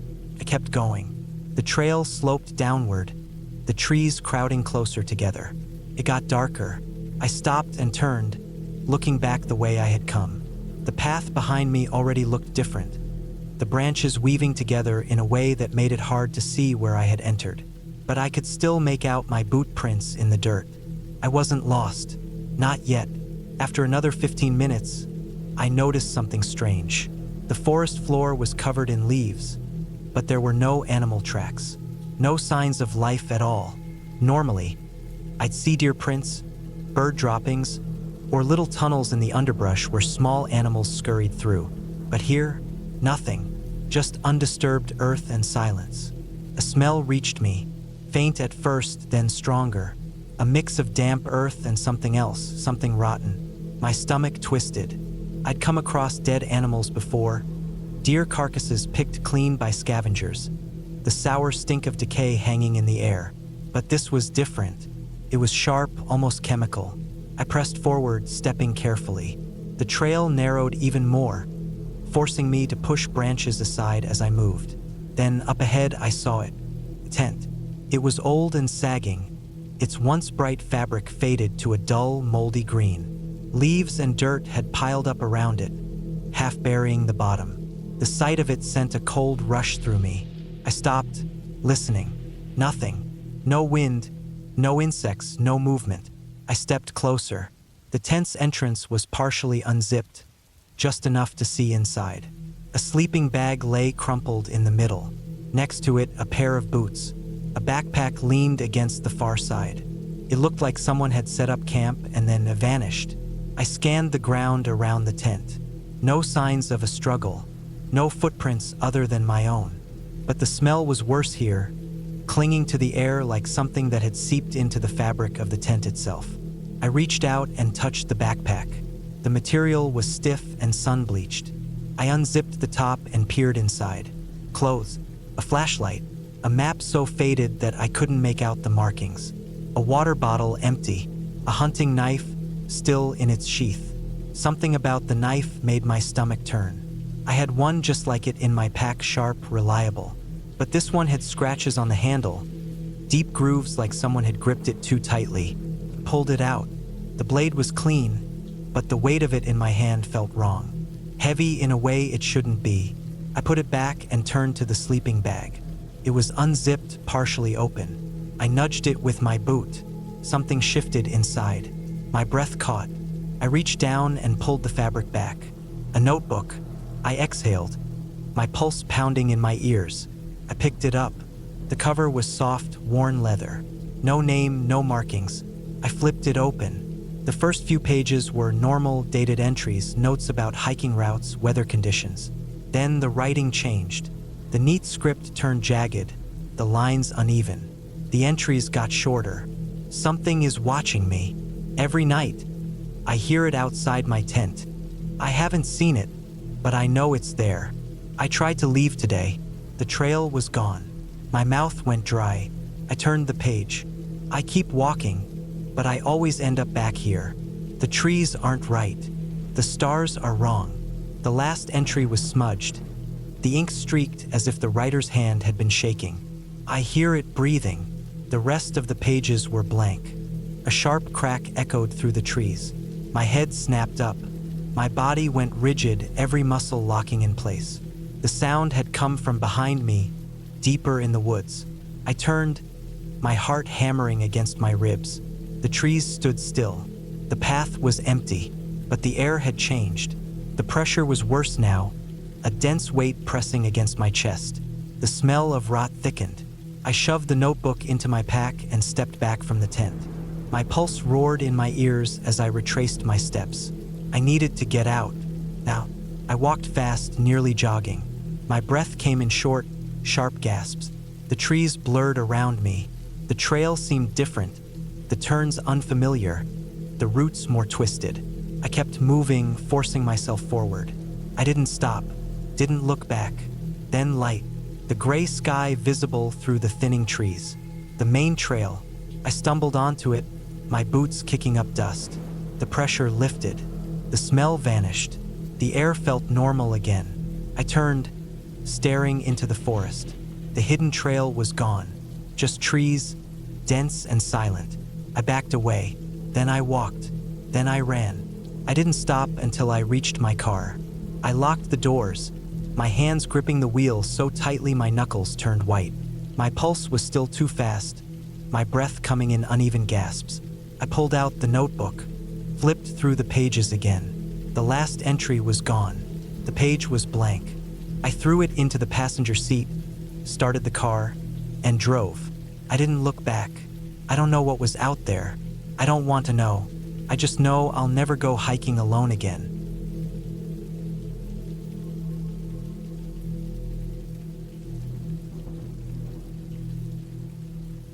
The sun was already low in the sky when I decided to take the trail. I had been planning this hike for weeks, but work kept getting in the way. Today, I finally had the time. The trail was supposed to be a simple loop, about 5 miles through the woods, with a few steep climbs but nothing too challenging. I had done my research, packed my bag with water, snacks, a first aid kit, and a flashlight just in case. I even checked the weather, clear skies, no rain, perfect conditions. I parked my car at the trailhead, locked it, and slung my backpack over my shoulders. The air was crisp, the kind of cold that bites at your nose and makes your breath visible.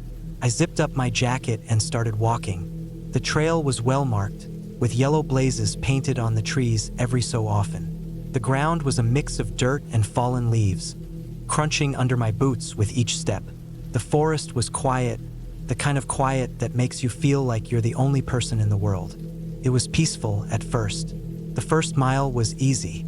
The trail wound through tall pines, their needles filtering the sunlight into a soft, golden glow. I could hear the occasional bird chirping, but otherwise, it was just me and the sound of my own footsteps. I passed a few landmarks I had read about, a large boulder with a crack down the middle, a stream with a wooden footbridge. Everything was exactly as it was supposed to be, but then something felt off. I couldn't quite put my finger on it at first. It was just a feeling, a prickling at the back of my neck, like I was being watched. I stopped and looked around, but there was nothing, just trees stretching endlessly in every direction. I shook it off and kept walking. Maybe it was just my imagination. The forest can play tricks on you, especially when you're alone. The second mile was harder. The trail started to climb, and my legs began to burn. I took a sip of water and kept going. The trees were thicker here, their branches intertwining overhead, blocking out most of the sunlight. It felt darker, colder. I checked my watch. It was only 3 p.m., but it felt like dusk. I pulled out my flashlight, just in case, and clipped it to my belt. That's when I heard it. A sound, faint but unmistakable. It was a rustling, like something moving through the underbrush. I froze, my heart pounding in my chest. I listened, but the sound didn't come again. Maybe it was just an animal, a deer or a squirrel. But the feeling of being watched was stronger now, almost overwhelming. I glanced around, but there was nothing. Just shadows, stretching long and dark across the trail. I kept walking faster now. The trail was steeper, and my breath came in short, sharp gasps. My legs ached, but I didn't stop. I couldn't shake the feeling that something was wrong. The forest felt different, darker, more oppressive. The trees seemed closer, their branches reaching out like skeletal fingers. I kept my eyes on the trail, focusing on the yellow blazes, trying to ignore the creeping sense of dread. Then I saw it. Ahead, the trail split. There was a fork with 2 paths leading in opposite directions. I stopped, confused. I had studied the map before I left, and there was no mention of a fork. Both paths looked equally worn, but neither was marked with the yellow blazes I had been following. I pulled out my map, but it was no help. The fork wasn't on it. I stood there for a moment trying to decide what to do. The sun was sinking lower, and the shadows were growing longer. I I didn't have time to waste. I chose the left path, hoping it would lead me back to the main trail. But as I walked, the feeling of unease only grew stronger. The trees seemed to close in around me, their branches twisting and gnarled. The air was colder, and I could see my breath in front of me, even though it wasn't that cold outside. I walked for what felt like hours, but the trail never seemed to end. The sun was almost gone now, and the forest was plunged into twilight. I turned on my flashlight, but the beam was weak, barely cutting through the darkness. I was starting to panic. I should have reached the end of the trail by now. I should have been back at my car. Then, I saw something that made my blood run cold. Up ahead, the trail ended abruptly at a sheer cliff. I stopped just in time, my heart pounding in my chest. The ground crumbled beneath my feet, and I stumbled back, my flashlight slipping from my hand and tumbling into the abyss. I watched it fall, the beam growing smaller and smaller until it disappeared into the darkness. I was trapped. I turned around, but the trail behind me was gone. The trees seemed to have closed in, their branches forming an impenetrable wall. I was surrounded with no way out. I tried to stay calm, to think rationally, but the panic was overwhelming. I was lost, alone, and night was falling fast. I sat down on the ground, my back against a tree, and tried to think. I had to find a way out.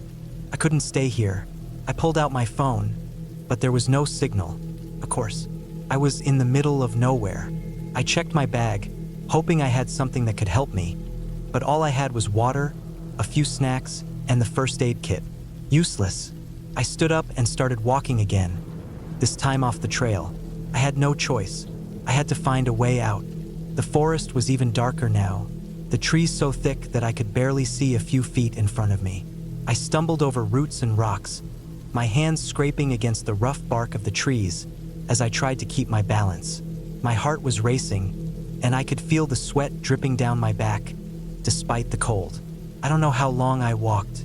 Felt like hours, but it could have been minutes. Time seemed to stretch and warp in the darkness. My legs were numb, and my throat was dry. I stopped to take a sip of water, but my hands were shaking so badly that I spilled most of it. I was exhausted, both physically and mentally. I didn't know how much longer I could keep going. Then I saw it, a light, faint but unmistakable, flickering through the trees. I froze, my heart pounding in my chest. Was it real, or was I hallucinating? I didn't care. I started running towards it, stumbling over roots and rocks, my breath coming in ragged gasps. The light grew brighter, and I could see that it was coming from a small cabin, nestled in a clearing. I didn't stop to think. I ran to the door and pounded on it with my fists. "Help! Please, help me!" I shouted, my voice hoarse and desperate. The door opened, and a man stood there, holding a lantern. He was older, with a weathered face and a thick beard. He looked at me with concern. "What are you doing out here?" he asked. I couldn't speak. I just collapsed onto the floor, my legs giving out beneath me. The man helped me inside and sat me down by the fire. He gave me a blanket and a cup of hot tea, and I drank it greedily, the warmth spreading through my body. "You're lucky I found you," he said. "This forest is dangerous at night. People get lost out here all the time." I nodded, still too shaken to speak. The man told me that he was a ranger and that he lived in the cabin during the hiking season. He had heard me shouting and came to investigate. I was lucky, he said. If he hadn't been there, I might have been lost forever. I stayed in the cabin that night, sleeping on a cot by the fire. The next morning, the ranger led me back to the trailhead. The forest looked different in the daylight, less menacing, more peaceful. I could see the yellow blazes on the trees, and I realized that I must have wandered off the trail at some point, gotten turned around in the darkness. When we reached the trailhead, I thanked the ranger and got into my car. I sat there for a moment, just breathing, trying to process everything that had happened. I had been so close to disaster, but I had made it out. I was safe. As I drove home, I couldn't stop thinking about the forest. It had been so beautiful, so peaceful at first, but then it had turned into something else, something dark and dangerous. I knew I would never forget that night, the feeling of being lost, of being trapped. But I also knew that I had learned something important. The forest was a wild place, unpredictable and unforgiving. It demanded respect, and if you weren't careful, it could swallow you whole. I made it home safely, but I didn't go hiking again for a long time. When I finally did, I made sure to stick to the trails, to bring a map and a compass, and to always tell someone where I was going. Because I knew that the forest could be a beautiful place, but it could also be a deadly one. And I never wanted to feel that kind of fear again.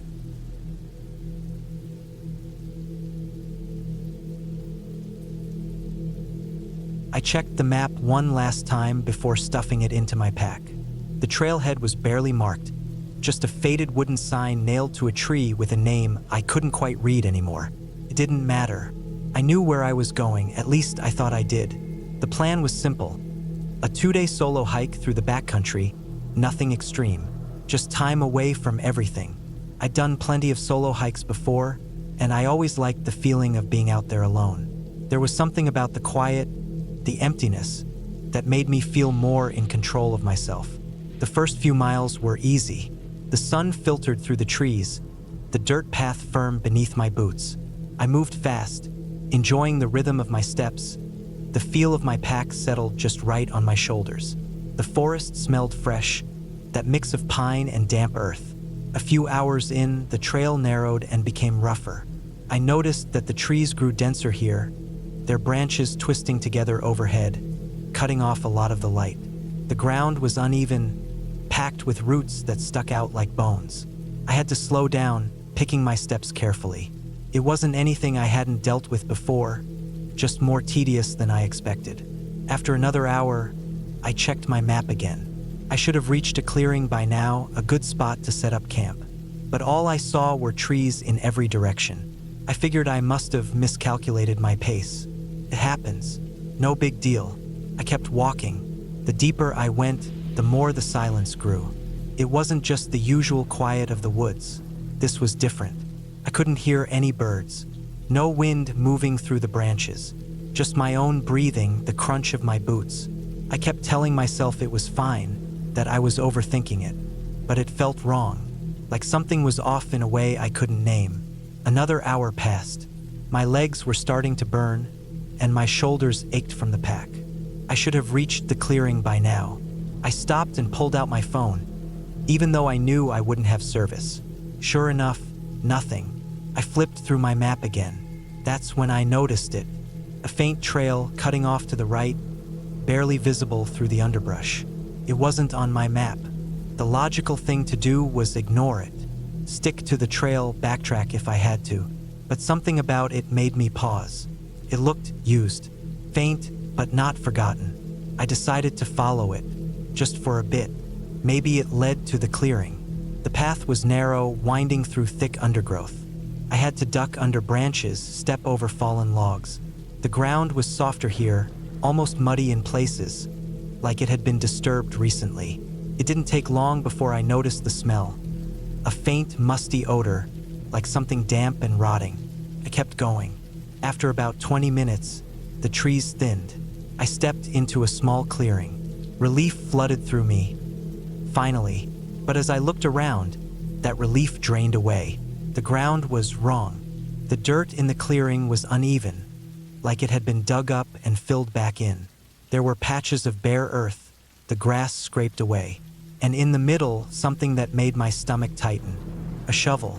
It lay on its side, half buried in the dirt. The metal rusted but not completely old. Someone had been here. Recently. I turned in a slow circle, scanning the tree line. Nothing moved, but that feeling, the wrongness, was stronger than ever. I didn't want to be here. I took a step back, then another. My boot hit something hard. I looked down. A boot, not mine. Half buried in the dirt, just the toe sticking out. Old, weathered, but still there. I felt my heartbeat in my throat. I turned and walked, fast, back the way I came. I wasn't running, not yet, but I wanted to. The trees felt closer now, the silence pressing in. I should have marked my way in. I realized that too late. Everything looked the same. Every tree, every turn. I kept moving, forcing myself to breathe evenly, to focus. Just retrace your steps. Just get back to the main trail. Minutes passed. Too many. I should have reached the main path by now. I stopped, listened. Nothing. Then something. A sound, faint behind me. A soft rustling, like a footstep through leaves. I didn't turn around. I just walked faster. Another sound. Closer. I ran. Branches whipped at my arms, my legs. I wasn't thinking, just moving, lungs burning. I crashed through the undergrowth, barely seeing where I was going. I needed to find the trail, find something, and then, just as suddenly as I had lost it, I found it. The path, right in front of me. I stumbled onto it, nearly falling. I turned, breathless, scanning the trees. Nothing. I stood there for a long moment, heart pounding. Then I forced myself to move. Fast. No more stopping. No more checking the map. Just go. By the time I saw my car, I was drenched in sweat. My hands were shaking as I fumbled for the keys. I yanked the door open, threw my pack in, and got in, locking the doors. I sat there for a long time, gripping the wheel. I don't know what I heard. I don't know what I almost saw. But I know that place wasn't right. I won't be going back.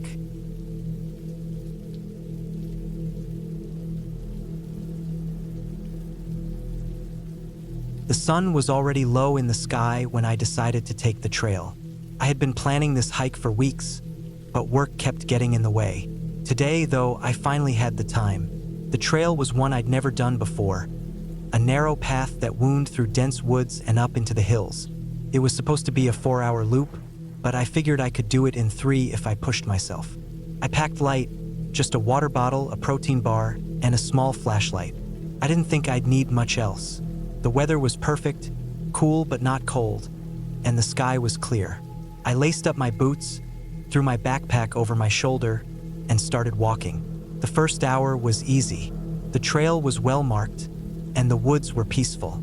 Birds chirped in the trees, and the occasional squirrel darted across the path.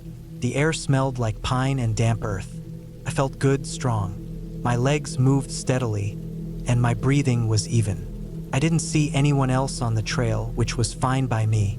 I liked the solitude. It gave me time to think, to clear my head. But as I got deeper into the woods, things started to change. The trees grew thicker, their branches twisting together overhead and blocking out the sun. The trail became harder to follow, the markers less frequent. I had to stop a few times to make sure I was still on the right path. The air felt heavier, too, like it was pressing down on me. I told myself it was just my imagination, that I was letting the quiet and the shadows get to me. But the feeling didn't go away. By the time I reached the halfway point, the sun was almost gone. The sky was a deep orange, and the shadows were long and dark. I checked my phone, but there was no signal. I hadn't expected there to be one, but it still made me uneasy. I took a sip of water and kept walking, picking up my pace. I didn't want to be out here after dark. The trail started to climb then, winding up a steep hill. My legs burned, and my breath came in short gasps. I could feel the sweat dripping down my back, soaking into my shirt. The trees here were even thicker, their roots twisting across the path like snakes. I had to watch my step to keep from tripping. The air was cooler now, and the wind had picked up, rustling the leaves and making the branches creak. It sounded like whispers, like someone or something was talking just out of earshot. I tried to shake the feeling, but it clung to me like a second skin. My heart was pounding, and not just from the climb. I kept glancing over my shoulder, half expecting to see someone behind me. But there was no one, just the trees and the shadows and the sound of the wind. When I reached the top of the hill, I stopped to catch my breath. The view should have been beautiful. The sun setting over the hills, the sky painted in shades of red and gold. But all I could think about was how far I was from anything familiar.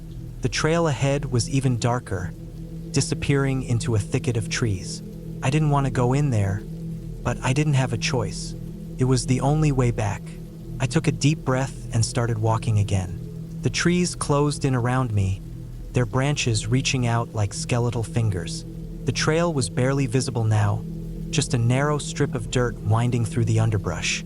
My flashlight was in my backpack, but I didn't want to stop to get it. I told myself I could make it without it, that I just needed to keep moving. But then I heard it. A sound, faint but unmistakable. Footsteps. Not mine, they were too slow, too deliberate. I froze, my heart pounding in my chest.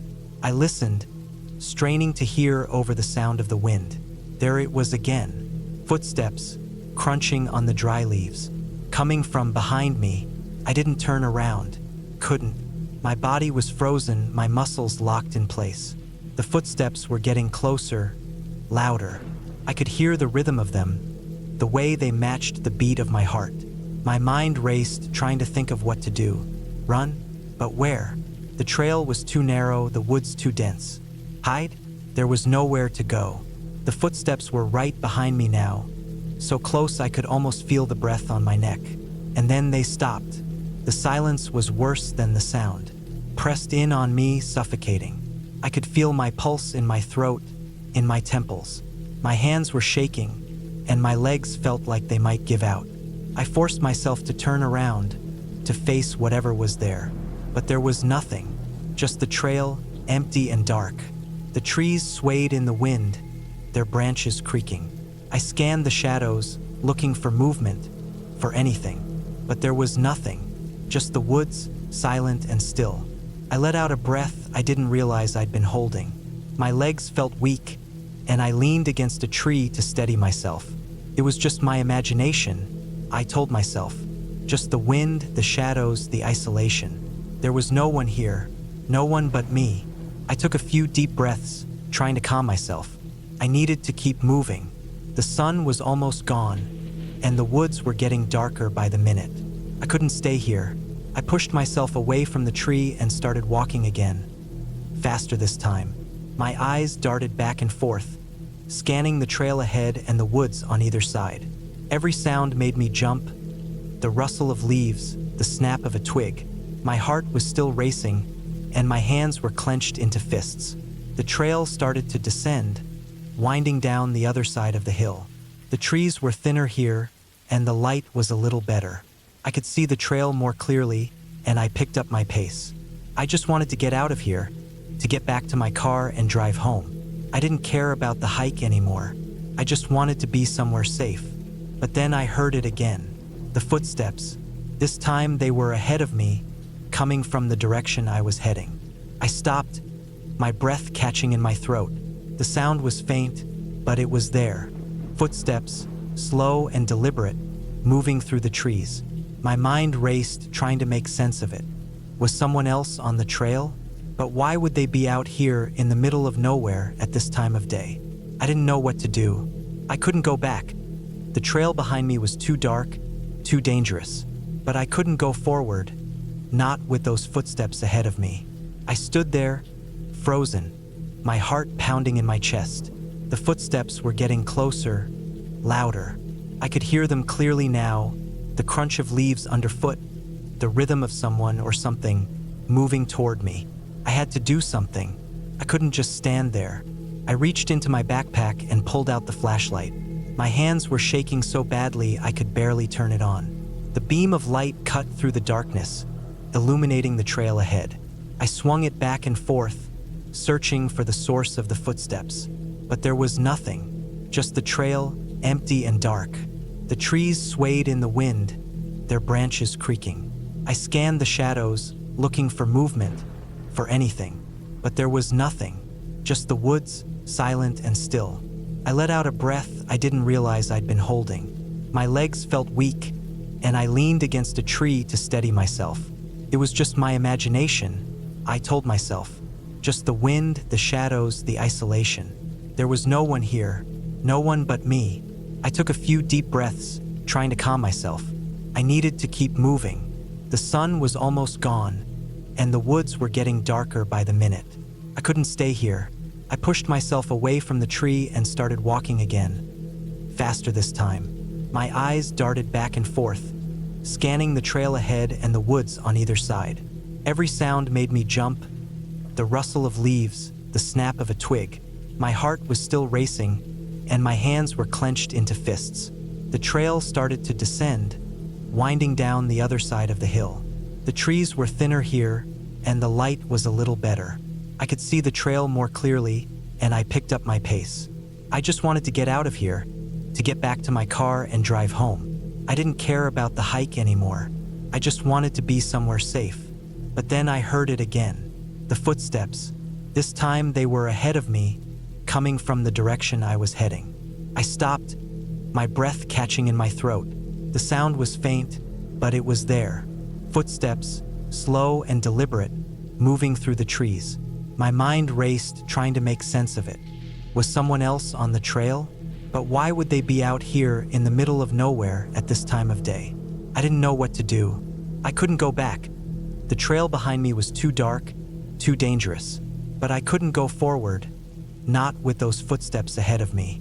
I stood there, frozen, my heart pounding in my chest. The footsteps were getting closer, louder.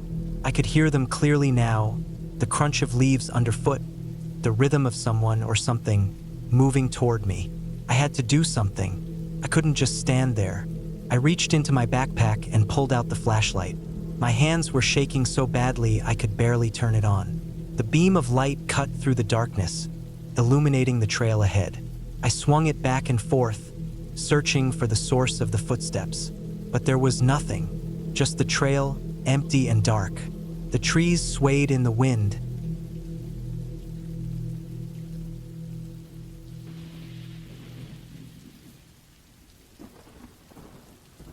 I should have turned back when I first had the thought.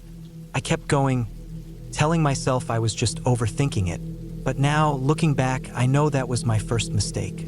It was late fall when I decided to go hiking alone.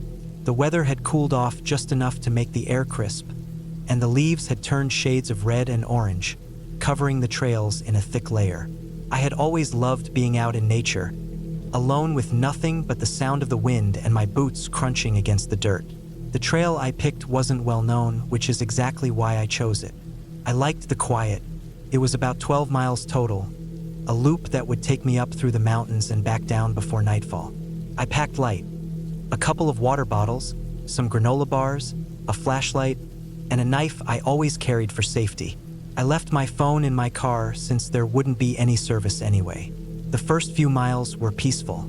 The woods were dense, and I only saw a few squirrels darting between the trees. I passed an old, half-rotted wooden sign with faded letters, but I couldn't make them out. Probably just a trail marker. I kept going. About 5 miles in, I started to notice something strange. The woods were quiet, too quiet. No birds, no rustling in the underbrush, just my own footsteps. I stopped and listened, but there was nothing, just silence. Felt wrong. I shook it off and kept going, but the feeling stayed. A heavy, pressing kind of quiet. Then I noticed something else. The trail, which had been clear and well-worn, was starting to fade.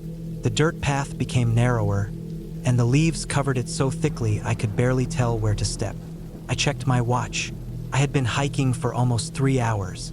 I should have been close to the halfway point where the trail looped back down, but there was no sign of it. I stopped and looked around. The trees all looked the same, tall and bare, stretching high above me. There were no signs, no markers, nothing to tell me I was still on the right path. My chest tightened. I knew I should turn back, but something about the way the trees pressed in around me made me feel like I wouldn't be able to find my way even if I did. I took a deep breath and kept walking, faster now. I needed to find some kind of marker, something to prove I was still on the trail. But the deeper I went, the worse it got. The trees looked different, taller, darker. The ground was uneven, and the air smelled stale, like damp earth and old wood. The quiet was thick, pressing in on me from all sides. Then I saw it, clearing up ahead. Relief flooded me as I hurried toward it. But as I stepped into the open space, my stomach dropped. It wasn't a clearing. It was a ravine. A steep drop-off stretched in front of me, a rocky, leaf-covered slope leading down into thick trees below. I wasn't supposed to be here. There was no ravine on the map. Panic started creeping in. I turned around, ready to head back the way I came, but the trail was gone. The trees had closed in, their branches twisting together like a wall. I scanned the ground, looking for any sign of my footprints, but the leaves had shifted, covering everything. I was lost. My heart pounded as I tried to stay calm. I had my flashlight, my knife, my water. I wasn't completely helpless. I just needed to find my way back. I picked a direction and started walking, trying to keep straight. But the woods were playing tricks on me. No matter how far I went, everything looked the same. The same trees, the same fallen logs, the same patches of moss-covered rocks. Then I saw something that made my blood run cold. A footprint, but it wasn't mine. It was fresh, pressed into the damp earth beneath the leaves. Someone else was out here. For a brief moment, I felt relief. Maybe I wasn't alone. Maybe I could find whoever left it and they could help me. But as I stepped closer, my stomach twisted. The footprint wasn't facing the way I was going. It was facing me, like whoever made it had been standing there, watching. A twig snapped behind me. I spun around, my breath caught in my throat. But there was nothing, just trees. The silence pressed in again, heavier this time. I could feel something watching me. I could feel it. I moved faster now, almost running. I didn't care which way I was going. I just needed to get out. The trees blurred together as I pushed forward, branches scraping my arms, my legs aching. I didn't stop until I saw it. A cabin. It was small, old, the wood weathered and dark. But it had a door, a way to hide.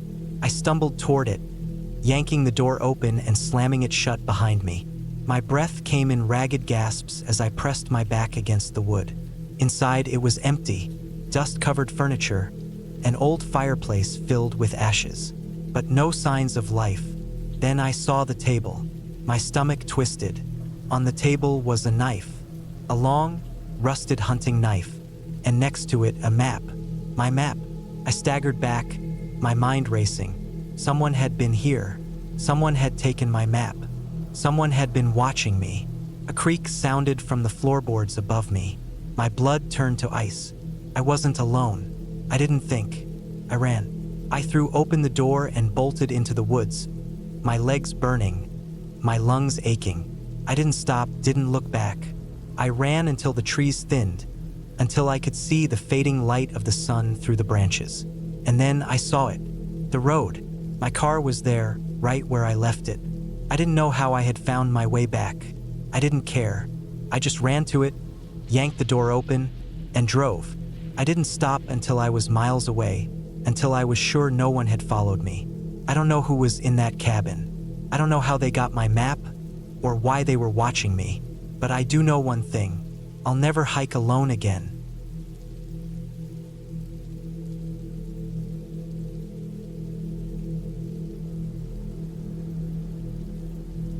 I parked my truck at the trailhead just as the sun was coming up, the sky shifting from deep blue to soft orange.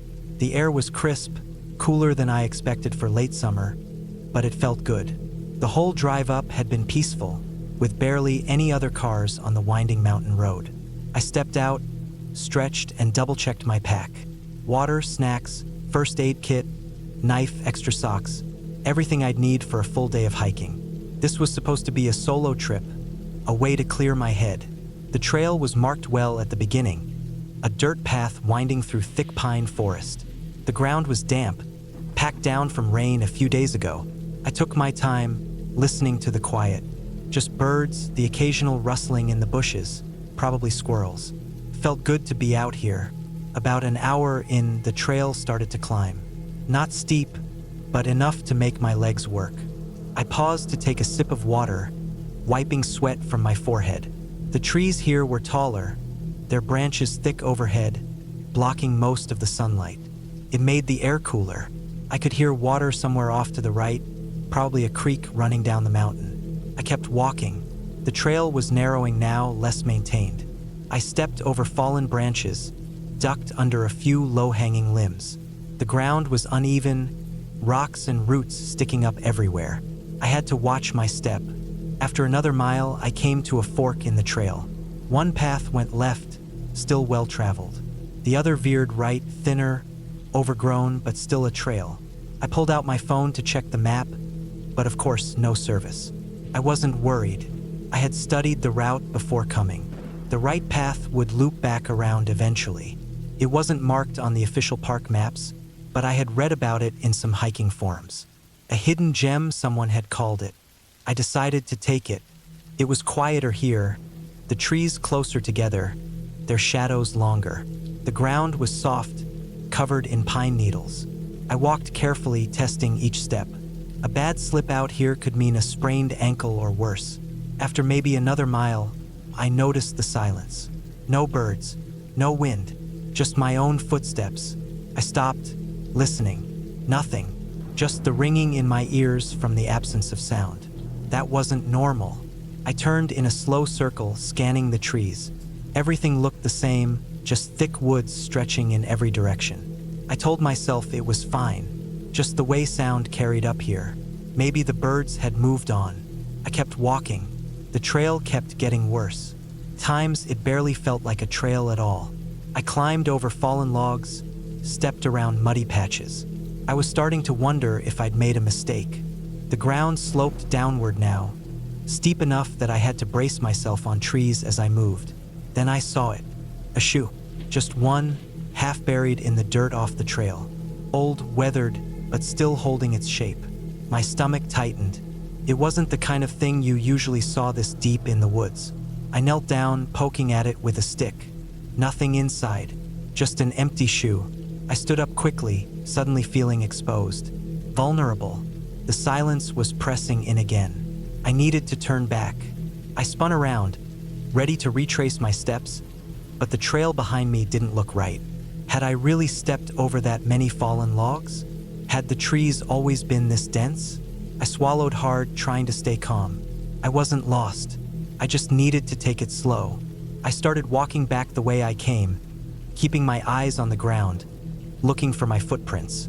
But the forest floor was too soft, covered in leaves and pine needles. No clear signs of my path. My breath was coming faster now. I pulled out my compass. The needle wavered, spinning slightly before settling. North, that way. I kept moving, my mind racing. Had someone been out here before me? Left the shoe? Was there someone still out here now? I heard a sound, a branch snapping. I froze, my heart hammering. It had come from behind me, not an animal. Too heavy. Person. I turned my head slowly, scanning the trees. Nothing, just shadows. But I felt it. Someone was there, watching. I didn't wait. I started moving faster now, almost running. I didn't care if I was going the right way anymore. I just needed to get out. Another sound. Closer. Footsteps. I ran. The ground was uneven. My boots slipping on loose dirt. Branches scratched at my arms, my face. I wasn't thinking anymore, just moving. I burst into a small clearing, gasping for breath. Sunlight hit my face, too bright after the dim forest. I spun around, expecting to see someone following me. Nothing, but I knew I wasn't alone. I turned in a circle, heart pounding. I needed to think. I needed to get my bearings. I reached for my compass again, but my hands were shaking too much. Then I saw the tree, a mark, carved deep into the bark. A symbol I didn't recognize. Fresh. I wasn't the first person here, and someone else still was. I forced myself to move, walking quickly, not running now. I needed to conserve energy. I needed to stay smart. I kept glancing back, scanning the trees. Still nothing. Then I heard it. A whistle. High-pitched, then low. Not a bird. Not an animal. I didn't stop. I didn't look back. I just kept walking, faster now, almost jogging. Then I saw movement. A figure, just for a second, between the trees. Too far to make out details, but close enough that I knew they were watching me. I ran. I don't know how long I ran, but suddenly, the trees thinned. The parking lot, my truck. I sprinted the last few steps, fumbling for my keys, my hands slick with sweat. I yanked the door open, jumped inside, locked it. My chest heaved. My ears were ringing. The forest was still, silent. I didn't wait. I turned the key, the engine roaring to life. I threw it into reverse, tires spinning on gravel. I peeled out, watching the trees in my rearview mirror. Still nothing, but I knew someone was there.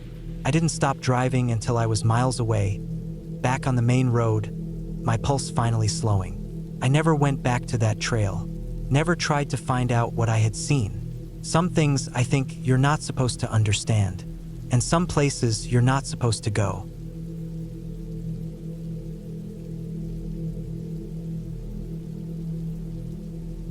The sun was already low in the sky when I decided to take the trail. I had been planning this hike for weeks, but work kept getting in the way. Finally, I had a free day and I wasn't going to waste it. The trail was supposed to be easy, just a few miles through the woods, leading to a lookout point with a view of the valley below. I had packed light: a water bottle, a few energy bars, a flashlight, and a small first aid kit. I didn't think I'd need much more than that. The weather was perfect, crisp but not cold, and the trees were just starting to turn, their leaves a mix of green and gold. I could hear birds chirping and the occasional rustle of leaves as small animals darted through the underbrush. It felt good to be outside, away from the noise and stress of the city. The trail started off wide and well-marked, with clear signs pointing the way. I walked at a steady pace, enjoying the solitude. The further I went, the narrower the trail became, but I didn't think much of it. I had a map on my phone, and I had checked it before I started. I knew where I was going, or at least I thought I did. After about an hour, I noticed that the trail was getting harder to follow. The markers were fewer and farther between, and the path was overgrown in places. I had to push through branches and step over fallen logs. I told myself it was just because this part of the trail wasn't used as much. I kept going, confident that I was still on the right path. But then I came to a fork in the trail, and I realized I didn't remember seeing it on the map. I pulled out my phone to check, but the screen was blank. The battery was dead. I cursed myself for not bringing a portable charger. I stood there for a moment trying to decide which way to go. The left fork looked more worn, so I took it. The trail twisted and turned, and the trees seemed to close in around me. The sunlight was fading fast, and the shadows were getting longer. I picked up my pace, trying to reach the lookout point before it got too dark. But the trail just kept going, and I started to feel a gnawing sense of unease. Something wasn't right. I stopped and looked around. The trees all looked the same, and I couldn't see any markers. I tried to retrace my steps, but the trail behind me was just as confusing as the one ahead. I was lost.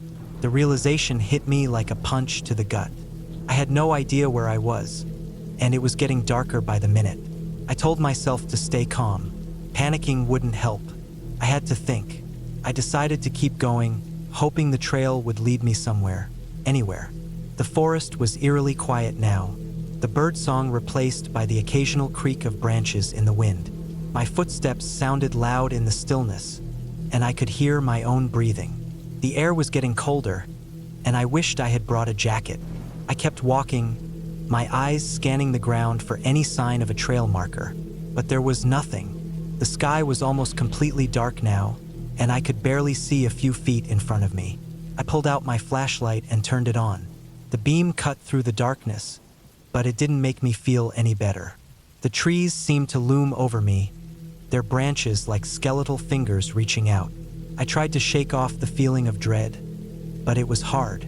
Every sound made me jump, and my imagination was running wild. I kept telling myself there was nothing to be afraid of, but the fear was there, gnawing at the edges of my mind. I don't know how long I walked. Felt like hours, but it could have been minutes. My legs were tired, and my throat was dry. I took a sip of water, but it didn't help much. I was starting to feel desperate. I needed to find shelter, or at least a place to rest.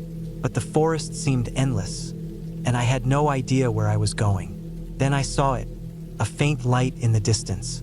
At first, I thought I was imagining it, but as I got closer, I realized it was real.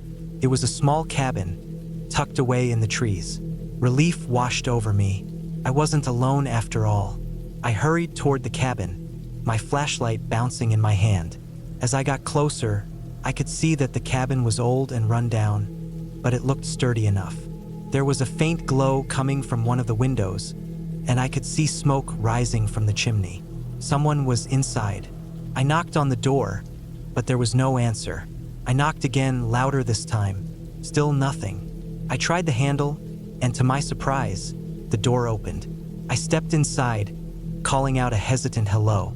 The cabin was small, just one room with a fireplace, a table, and a bed. There was no one there. The fire was burning low, and there was a pot of something simmering on the stove. It smelled like stew. I was starving, but I didn't dare touch it. Something felt off. I looked around the cabin, trying to figure out who lived here. There were no personal items, no photos or books, just the bare essentials. It was like no one really lived here at all. I sat down at the table, trying to think. Maybe the person who lived here had gone out and would be back soon. But why would they leave the fire burning and food on the stove? It didn't make sense. I decided to wait. I didn't have any other options. I sat there, staring at the fire, listening to the wind outside. The cabin creaked and groaned, and I could hear the occasional snap of a log in the fireplace. The sound was comforting, but it didn't completely ease my nerves. I kept glancing at the door, half expecting someone to walk in at any moment. But no one came. Hours passed, and I started to feel drowsy. The warmth of the fire was making it hard to stay awake. I told myself I would just rest my eyes for a moment, but before I knew it, I was asleep. I woke up with a start, my heart pounding. The fire had died down, and the cabin was dark. I fumbled for my flashlight and turned it on. The beam of light swept across the room, and I froze. There was someone standing in the corner, watching me. I couldn't see their face, just a shadowy figure. My breath caught in my throat, and I couldn't move. The figure didn't say anything, just stood there, silent and still. I don't know how long we stayed like that, staring at each other. Felt like an eternity. Finally, I found my voice and asked who they were. The figure didn't respond. I asked again, louder this time. Still nothing. I stood up, my legs shaking, and took a step toward the figure. As I got closer, I realized it wasn't a person at all. It was a coat hanging on a hook, the shadows making it look like someone was standing there. I let out a shaky laugh, feeling stupid. My imagination was really getting the better of me, but the relief didn't last long. As I turned back toward the table, I saw something that made my blood run cold. The door was open. I was sure I had closed it when I came in. I walked over to the door and looked outside. The forest was pitch black, and the wind was howling. I shone my flashlight around, but I couldn't see anything. I closed the door and locked it, even though I knew a lock wouldn't keep out whatever was out there. I sat back down at the table, trying to calm my racing heart. I needed to think. I couldn't stay here. I had to find a way out of the forest, but it was too dark to go anywhere now. I would have to wait until morning. I just hoped I could make it through the night. The hours dragged by, and I couldn't sleep. Every sound made me jump, and I kept imagining things moving in the shadows. I was exhausted, but I couldn't let my guard down. I had to stay awake. Finally, the first light of dawn started to creep through the windows. I felt a surge of relief. I had made it through the night. I packed up my things and headed out the door. The forest was still and quiet, the early morning light filtering through the trees. I took a deep breath and started walking, trying to retrace my steps. I didn't know if I was going the right way, but I had to try. I walked for what felt like hours, my legs aching and my throat dry, but I kept going, driven by the hope that I would find my way out. And then, finally, I saw it, a break in the trees. I hurried toward it, my heart pounding. As I stepped out of the forest, I saw the trailhead ahead of me. I had made it. I was safe. I sat down on a rock, feeling a wave of exhaustion wash over me. I had never been so relieved in my life. As I sat there, catching my breath, I thought about what had happened. I didn't know who had built that cabin or why it was there, but I was grateful for it. It had saved my life. But I also knew I would never forget the fear I had felt, the sense of being watched, the feeling that something was out there in the dark. I didn't know if it was real or just my imagination, but it didn't matter. I had survived, and that was all that mattered. I stood up and started walking back to my car, my legs still shaky but my resolve strong. I had faced the forest and come out the other side, and I knew I would never take the wilderness for granted again.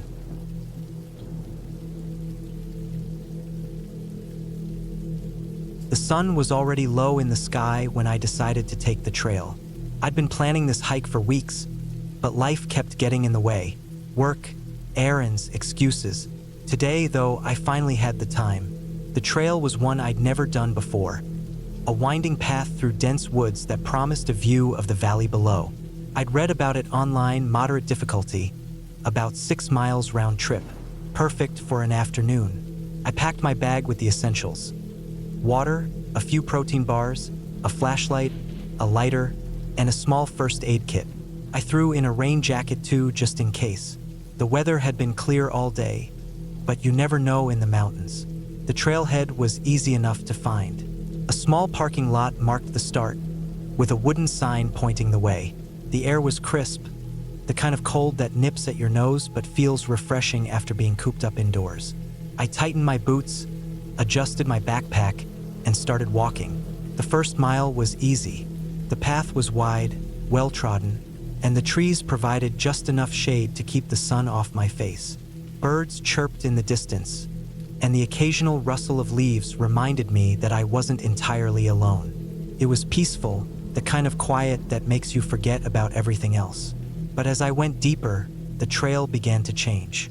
The trees grew thicker, their branches twisting together overhead like a canopy.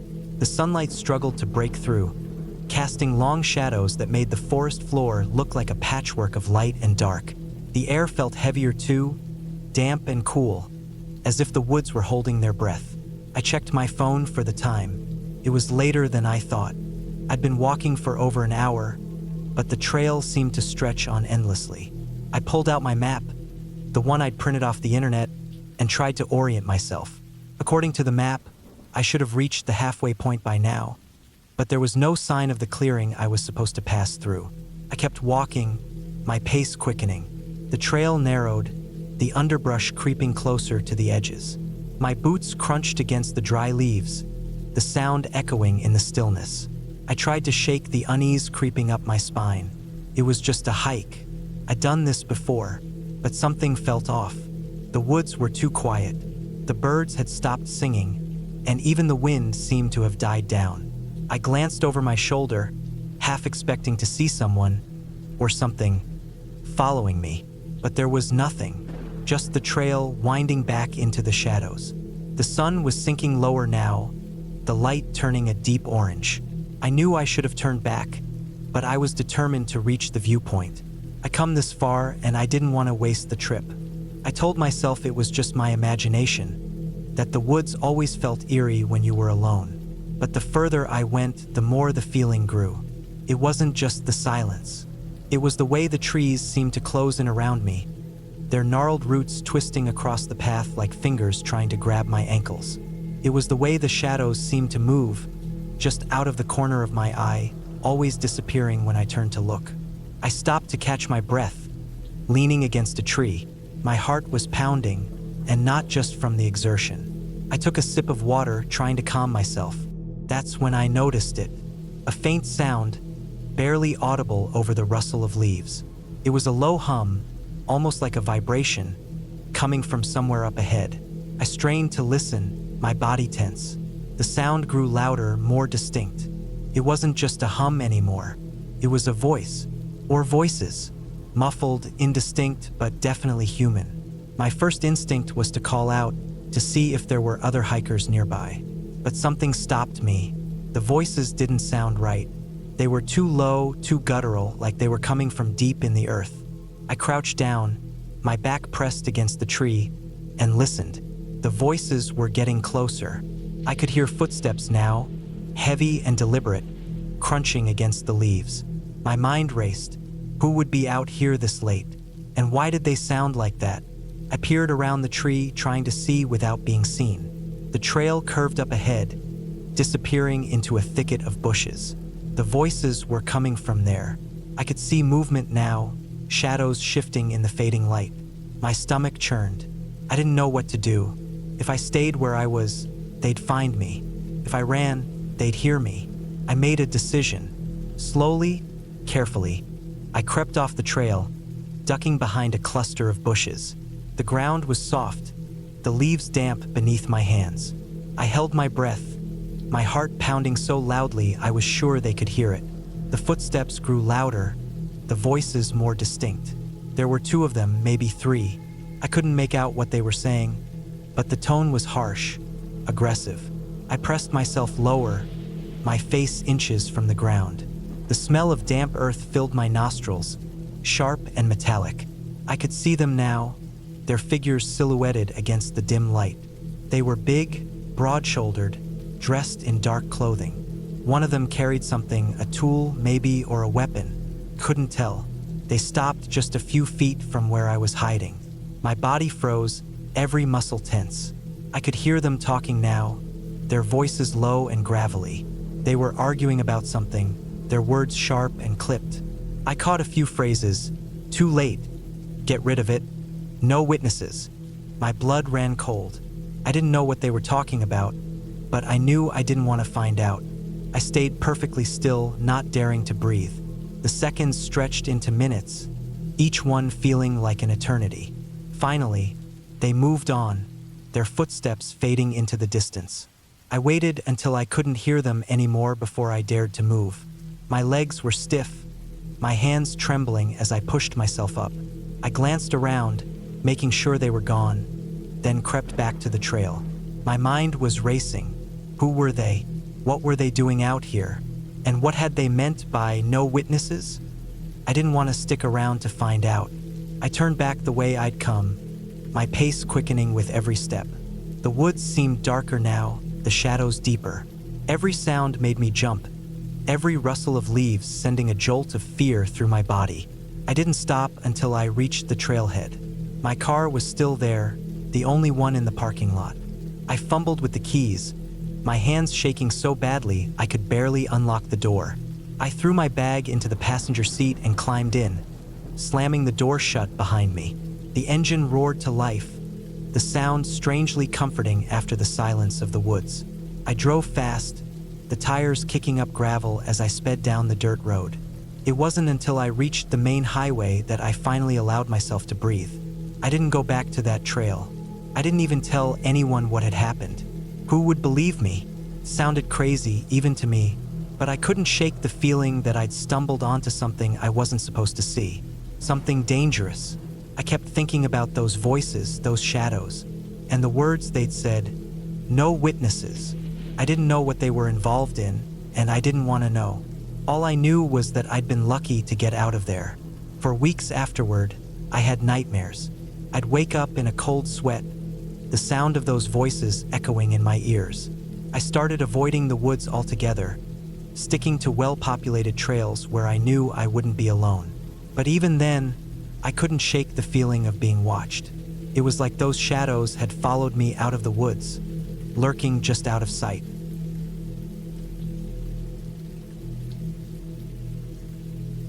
The sun was already low in the sky when I decided to take the trail. I'd been planning this hike for weeks, but life kept getting in the way. Today, though, I was determined. The trail was supposed to be a simple loop, about 6 miles through dense woods, with a clearing at the top that offered a view of the valley below. I'd read about it online, and the pictures looked stunning. Golden light filtering through the trees, the smell of pine, the sound of birds chirping. It sounded like the perfect way to clear my head. I parked my car at the trailhead, grabbed my backpack, and double-checked my supplies. Water, snacks, a first aid kit, a flashlight, and a map. I didn't think I'd need most of it, but I'd always been the cautious type. The air was cool, and the smell of damp earth filled my nostrils as I stepped onto the trail. The first mile was easy. The path was well marked, and the forest was alive with the sounds of nature. Birds sang, leaves rustled in the breeze, and the occasional squirrel darted across the trail. I felt good, like I was exactly where I was supposed to be. But as I walked deeper into the woods, the atmosphere began to change. The trees grew thicker, their branches intertwining overhead and blocking out the sun. The trail became narrower, the ground uneven and littered with roots and rocks. The sounds of the forest faded, replaced by an eerie silence. I tried to shake off the feeling of unease, telling myself it was just my imagination. But the further I went, the more the woods seemed to close in around me. I checked my map, but it didn't show any major changes in the trail. According to the map, I should have been nearing the halfway point, where the trail would start to loop back. But the path didn't look familiar. The markers I'd been following were gone, replaced by trees that all looked the same. I told myself I was just overthinking it, that I'd missed a marker or taken a wrong turn. But deep down, I knew something was wrong. The air grew colder, and a light mist began to creep through the trees. I pulled my jacket tighter around me and kept walking, my footsteps crunching on the dry leaves. The silence was deafening, broken only by the sound of my own breathing. I tried to focus on the trail, on putting one foot in front of the other, but my mind kept wandering. What if I was lost? What if I couldn't find my way back before dark? I shook my head, trying to push the thoughts away. I was being paranoid. I'd find the trail again. I had to. But as the hours passed, the woods only grew darker and more oppressive. The mist thickened, reducing visibility to just a few feet. I could barely see the ground in front of me, let alone the trail. My legs ached, and my throat was dry from the cold air.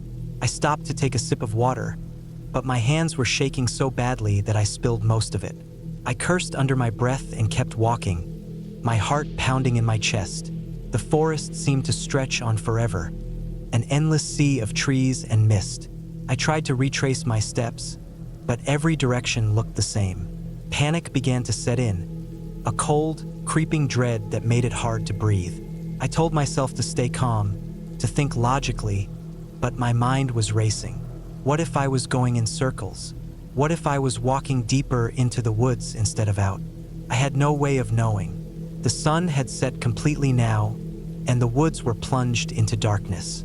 I fumbled for my flashlight, my fingers numb with cold. The beam of light cut through the mist, illuminating the trees around me. But it didn't help. The woods looked even more menacing in the harsh light, the shadows twisting and shifting as I moved. I kept walking, my footsteps quickening as the fear grew. I had to get out.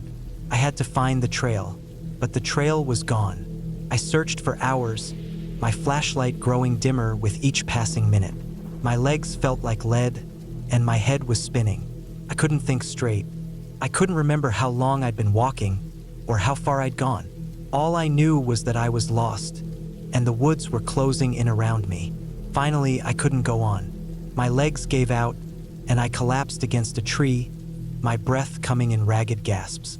The flashlight slipped from my hand, its beam flickering before going out completely. I was plunged into darkness, the kind of darkness that feels alive, that presses in on you from all sides. I closed my eyes, trying to block it out, but it was no use. The fear was overwhelming, a suffocating weight on my chest. I don't know how long I sat there, shivering in the cold and the dark. Time seemed to stretch and warp, the minutes blending into hours. My mind began to play tricks on me, conjuring up images of things moving in the shadows, of whispers in the wind. I told myself it was just my imagination, but the fear was real. It was all I could feel. And then, just when I thought I couldn't take it anymore, I saw it, a faint light in the distance, barely visible through the trees. At first, I thought it was my mind playing tricks on me again, but as I stared, the light grew brighter. It was real. I didn't know what it was, but it was something. Hope surged through me, and I forced myself to my feet. My legs screamed in protest, but I ignored the pain. I had to reach that light. I stumbled through the woods, my eyes fixed on the light. It was hard to see through the mist, but I kept going, driven by a desperate need to escape the darkness. The light grew brighter as I got closer, and I could see that it was coming from a small cabin. Relief flooded through me, and I quickened my pace. I didn't care who was in the cabin or why they were out here. All I cared about was getting out of the woods. I reached the cabin and pounded on the door, my hands numb and shaking. There was no answer. I tried the handle, and to my surprise, it was unlocked. I pushed the door open and stepped inside, the warmth of the cabin enveloping me like a blanket. The room was small and sparsely furnished. with a fireplace in the corner and a single chair by the window. There was no one there. I didn't care. I was safe. I closed the door behind me and sank to the floor, my body trembling with exhaustion. The fear that had been gripping me began to fade, replaced by a deep, overwhelming relief. I was out of the woods. I was safe. I don't know how long I sat there, but eventually, I forced myself to get up. My legs were still shaky, but I managed to make it to the chair by the window. I sat down and stared out into the darkness, the light from the cabin casting a warm glow on the trees outside. The mist was still there, but it didn't seem as threatening anymore. I was safe. That was all that mattered. As I sat there, I began to think about what had happened. I'd been so sure I was prepared, so confident that I could handle anything the trail threw at me. But I'd been wrong. The woods had tested me and I'd failed. I'd let fear take over, and it had almost cost me everything. But I'd made it out. I'd survived. I didn't know what I was going to do next. I didn't know how I was going to get back to my car, or if I even could. But for now, none of that mattered. I was safe, and that was enough. I leaned back in the chair and closed my eyes, the warmth of the cabin lulling me into a sense of peace. The woods were still out there, but they couldn't touch me now. I was safe, and for the first time in hours, I felt like I could breathe again. The night passed slowly, but I didn't mind. I was content to sit by the window, watching the mist swirl through the trees. The fear was gone, replaced by a quiet sense of gratitude. I'd made it out.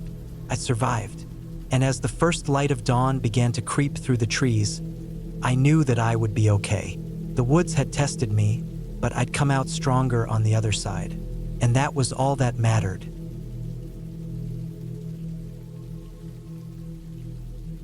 The sun was already low in the sky when I decided to take the trail. I'd been planning this hike for weeks, but work kept getting in the way. Now, with a rare free afternoon, I wasn't going to let the fading light stop me. The trail was supposed to be easy, just a loop through the woods, a few miles at most. I'd done my research, packed my bag with the essentials: water, a flashlight, a first aid kit, and a protein bar. I even checked the weather. Clear skies, no rain. Perfect. The trailhead was empty when I arrived. No cars in the parking lot, no other hikers in sight. I didn't think much of it. It was late in the day, and most people probably didn't want to risk getting caught in the dark. But I wasn't most people. I liked the quiet, the solitude. The woods felt different when you were alone, like they were holding their breath, waiting for something. I started walking, the crunch of gravel under my boots the only sound. The trees were tall, their branches weaving together overhead, blocking out most of the sunlight. It was cooler here, the air damp and heavy with the smell of pine and earth. I kept a steady pace, my eyes scanning the trail ahead. It was well marked, with bright yellow blazes painted on the trees every few feet. Easy to follow, or so I thought. The first hour passed without incident. The trail wound through the woods, up and down small hills across a narrow stream. I stopped a few times to take pictures, to listen to the birds, to just breathe. It was peaceful, exactly what I needed. But as the sun dipped lower, the shadows grew longer, and the woods began to feel less inviting. The trees seemed closer together, the trail narrower. I told myself it was just my imagination, that the woods hadn't changed. But the unease in my gut said otherwise. I checked my phone. No service, which wasn't surprising. I'd expected that. But what I didn't expect was how quickly the light was fading. I'd only been hiking for a little over an hour, but it felt like the sun had dropped out of the sky. I pulled out my flashlight, clicking it on. The beam cut through the darkness, but it didn't reach far. The woods seemed to swallow the light, leaving everything beyond a few feet in shadow. I kept walking, my pace quickening. The trail was still there, the yellow blazes still visible, but they were harder to see now.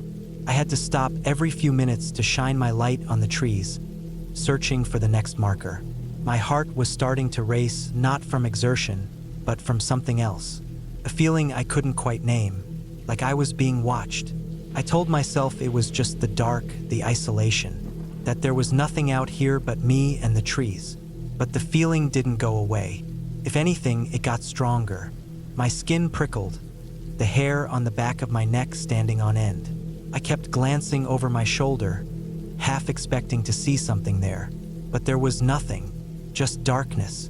The trail began to climb, the ground growing steeper, the trees thicker. I was sweating now, my shirt sticking to my back.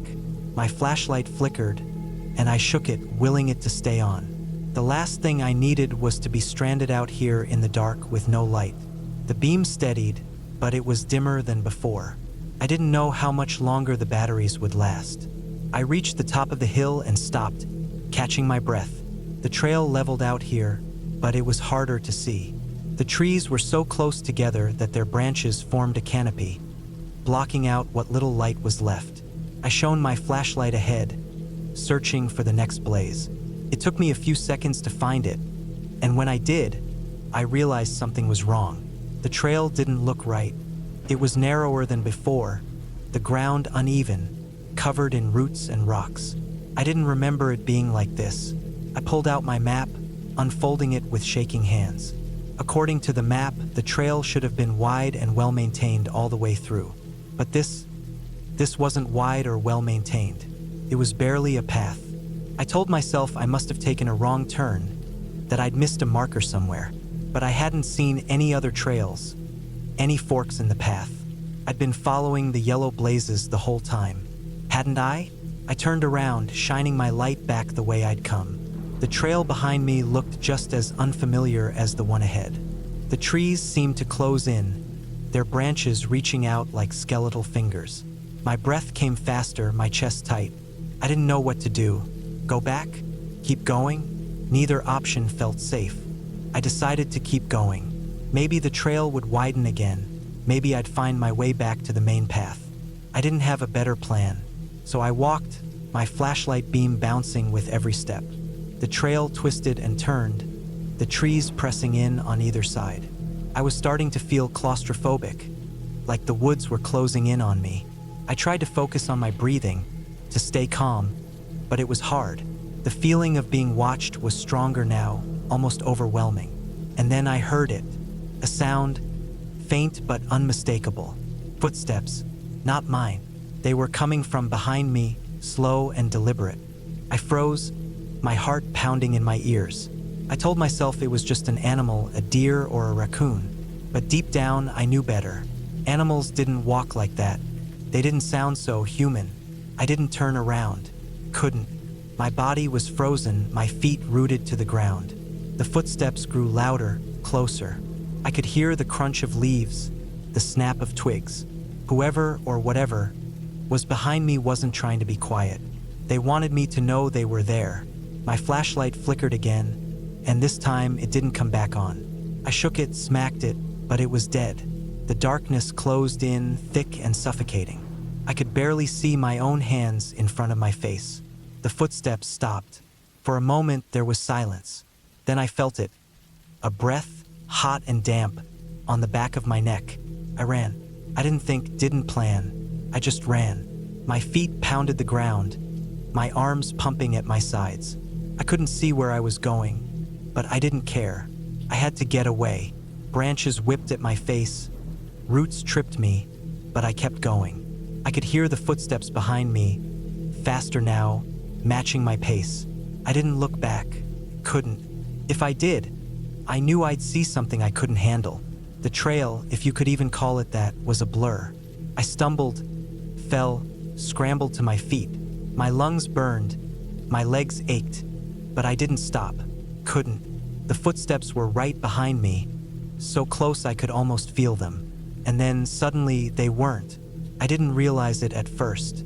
I was too focused on running, on putting as much distance between me and whatever was chasing me as possible. But after a while, I noticed the silence. The footsteps were gone. The woods were quiet again, except for the sound of my own breathing. I slowed to a stop, doubling over, my hands on my knees. My heart was still racing, my body trembling. I listened, straining my ears for any sound. But there was nothing, just the wind in the trees, the distant hoot of an owl. I didn't know where I was. The trail was gone, the trees all looked the same. I was lost, completely and utterly lost. I pulled out my phone, hoping against hope that I'd get a signal, but the screen was black, dead. I must have dropped it during the chase.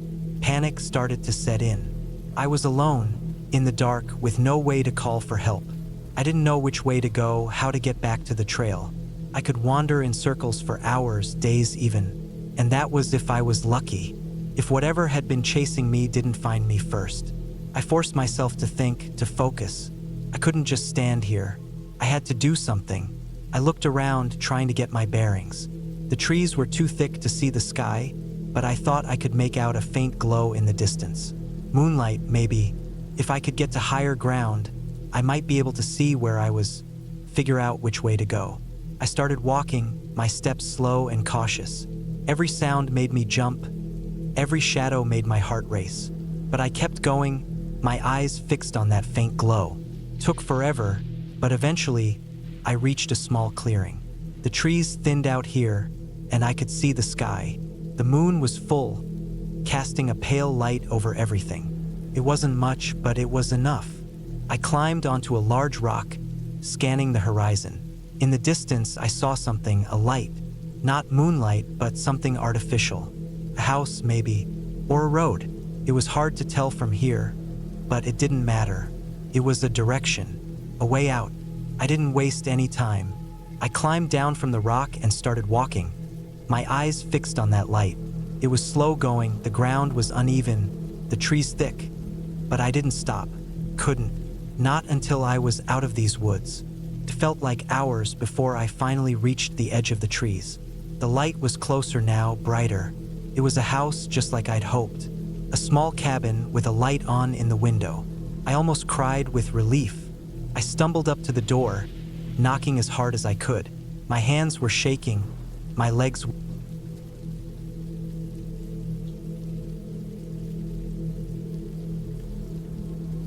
The sun was already low in the sky when I decided to take the trail. I'd been driving for hours, my mind buzzing with the kind of restless energy that makes you do stupid things. I didn't plan on hiking, but when I saw the sign for the trailhead, something in me just clicked. I pulled over, grabbed my backpack, and started walking. The air was crisp, the kind of cold that bites at your cheeks but feels good in your lungs. The trees were tall, their branches swaying gently in the wind, and the ground was soft under my boots, still damp from last night's rain. Felt right, like I was supposed to be here. The trail was easy at first, wide, well-marked, and sloping gently uphill. I could hear birds chirping somewhere in the distance, and the occasional rustle of leaves as some small animal darted through the underbrush. I didn't have a map, but I wasn't worried. The trail was popular, and I figured I'd just turn around when I got tired. I wasn't planning on going far, but as I walked, the trail started to change. The trees grew closer together, their branches twisting overhead like they were trying to block out the sky. The path narrowed, the dirt giving way to jagged rocks that bit into the soles of my boots. The air felt heavier, too, like it was pressing down on me. I told myself it was just the altitude, but deep down, I knew it was something else. Something I couldn't quite put my finger on. I kept walking, though. I don't know why. Maybe it was pride, or maybe it was just that stubborn part of me that refuses to turn back once I've started something. But the further I went, the more the forest seemed to close in around me. The birds stopped singing. The wind died down. Even the sound of my own footsteps felt muffled, like the forest was swallowing them up. I checked my phone, but there was no signal. Not that it mattered. I hadn't told anyone where I was going. I hadn't even left a note. I was completely alone. The trail kept getting steeper, the rocks slick with moss and damp. I had to use my hands to climb in some places, my fingers scrabbling for purchase on the wet stone. My breath came in short, sharp gasps, and my legs burned with the effort. But I didn't stop. Couldn't. It was like something was pulling me forward, something I couldn't see or hear but could feel in the pit of my stomach. And then, just as the sun dipped below the horizon, I reached the top. The trees thinned out, and I found myself standing on a rocky outcrop, the ground falling away sharply on all sides. The view should have been breathtaking, the kind of thing you see in postcards, but all I felt was dread. because there, in the middle of the clearing, was a cabin. It was small, barely more than a shack, with walls made of rough-hewn logs and a roof that sagged in the middle. The windows were dark, the glass cracked and dirty, and the door hung crooked on its hinges. It looked like it had been abandoned for years, maybe decades. But as I stood there, staring at it, I couldn't shake the feeling that I wasn't alone. I told myself to turn around, to go back the way I came and get the hell out of there. But I didn't. Instead, I walked toward the cabin, my feet moving almost of their own accord. The ground was uneven, littered with rocks and roots that seemed to reach up and grab at my ankles. The air was colder here, too, and I could see my breath fogging in front of me. When I reached the door, I hesitated. My heart was pounding in my chest, and my hands were trembling so badly I could barely grip the handle. But I pushed the door open anyway. The inside of the cabin was even worse than the outside. The floor was covered in a thick layer of dust, and the air smelled like mildew and rot. There was a table in the corner, its surface scarred and stained, and a single chair that looked like it would collapse if you so much as touched it. But what really caught my eye was the fireplace.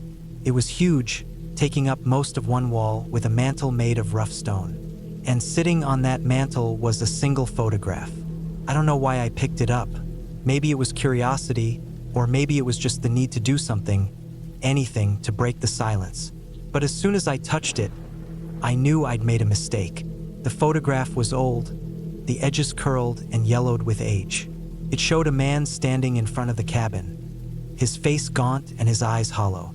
He was holding something in his hands, but I couldn't tell what it was. A tool, maybe, or a weapon.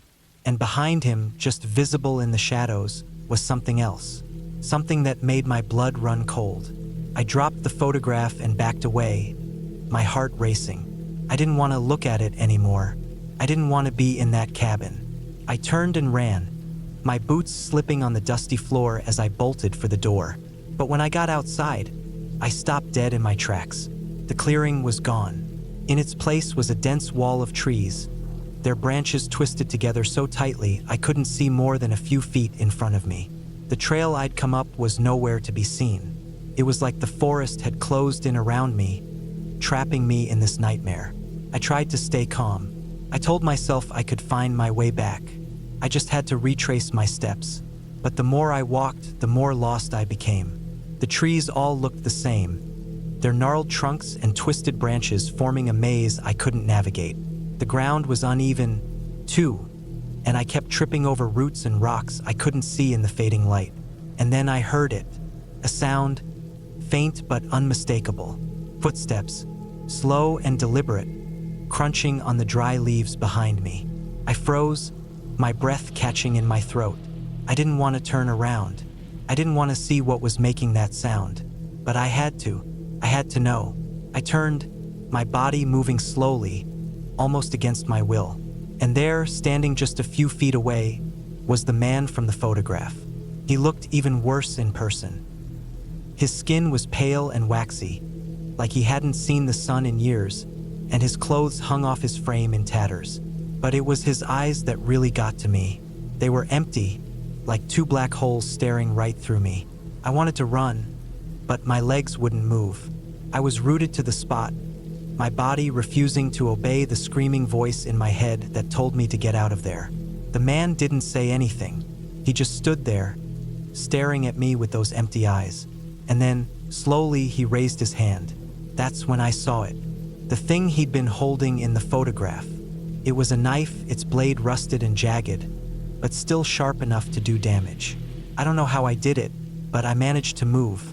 I turned and ran, my legs pumping as I crashed through the underbrush. Branches whipped at my face, and thorns tore at my clothes, but I didn't stop. Couldn't. I could hear him behind me, his footsteps growing louder as he closed the distance between us. I ran until my lungs burned and my legs felt like they were going to give out. And then, just when I thought I couldn't go any further, I saw it, the trail. It was just a faint line in the dirt, but it was enough. I followed it, my heart pounding in my chest as I stumbled down the hill. I didn't stop until I reached the parking lot. My car was still there, just where I'd left it. I fumbled with the keys, my hands shaking so badly I could barely get the door open. And then I was inside, the engine roaring to life as I peeled out of the lot and onto the road. I didn't look back. I didn't want to. I just drove, my hands gripping the wheel so tightly my knuckles turned white. It wasn't until I was miles away, the forest just a dark smudge in my rearview mirror, that I finally let myself breathe. I don't know what happened up there. I don't know who that man was or why he was in that cabin. But I do know this. I'm never going back.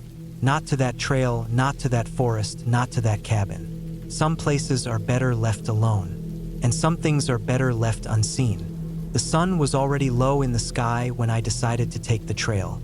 I'd been driving for hours, my mind buzzing with the kind of restless energy that makes you do stupid things. I didn't plan on hiking, but when I saw the sign for the trailhead, something in me just clicked. I pulled over, grabbed my backpack, and started walking. The air was crisp, the kind of cold that bites at your cheeks but feels good in your lungs. The trees were tall, their branches swaying gently in the wind, and the ground was soft under my boots, still damp from last night's rain. Felt right, like I was supposed to be here. The trail was easy at first, wide, well-marked, and sloping gently uphill. I could hear birds chirping somewhere in the distance, and the occasional rustle of leaves as some small animal darted through the underbrush. I didn't have a map, but I wasn't worried. The trail was popular, and I figured I'd just turn around when I got tired. I wasn't planning on going far, but as I walked, the trail started to change.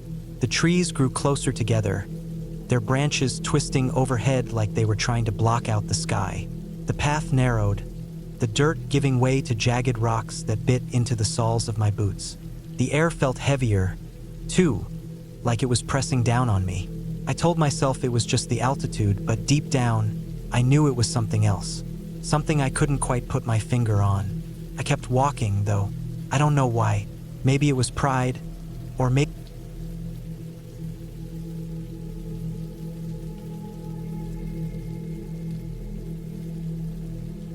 the sun was already low in the sky when I decided to take the trail. I had been planning this hike for weeks, but work kept getting in the way.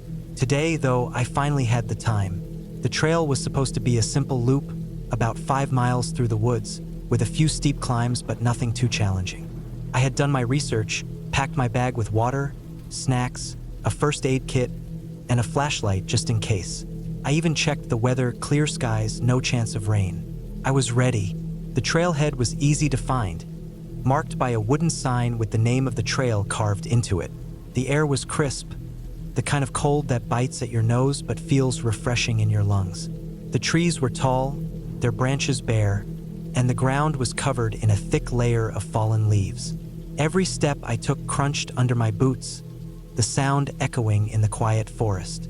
It was peaceful, the kind of quiet that makes you feel like you're the only person in the world. I started at a steady pace, my breath visible in the cold air. The trail was well marked, with bright orange blazes painted on the trees every so often. I kept my eyes on them, making sure I didn't stray from the path. The woods were dense, and it would be easy to get turned around if I wasn't careful. I had my phone with me, but I knew better than to rely on it. The signal out here was spotty at best, and the battery could die at any moment. The first mile was uneventful. The trail wound through the trees, up a slight incline, and then back down into a small valley. I could hear the sound of a stream somewhere nearby, though I couldn't see it through the thick underbrush. The sun was getting lower, casting long shadows across the ground. I checked my watch, plenty of time before dark. I wasn't worried, but then something felt off.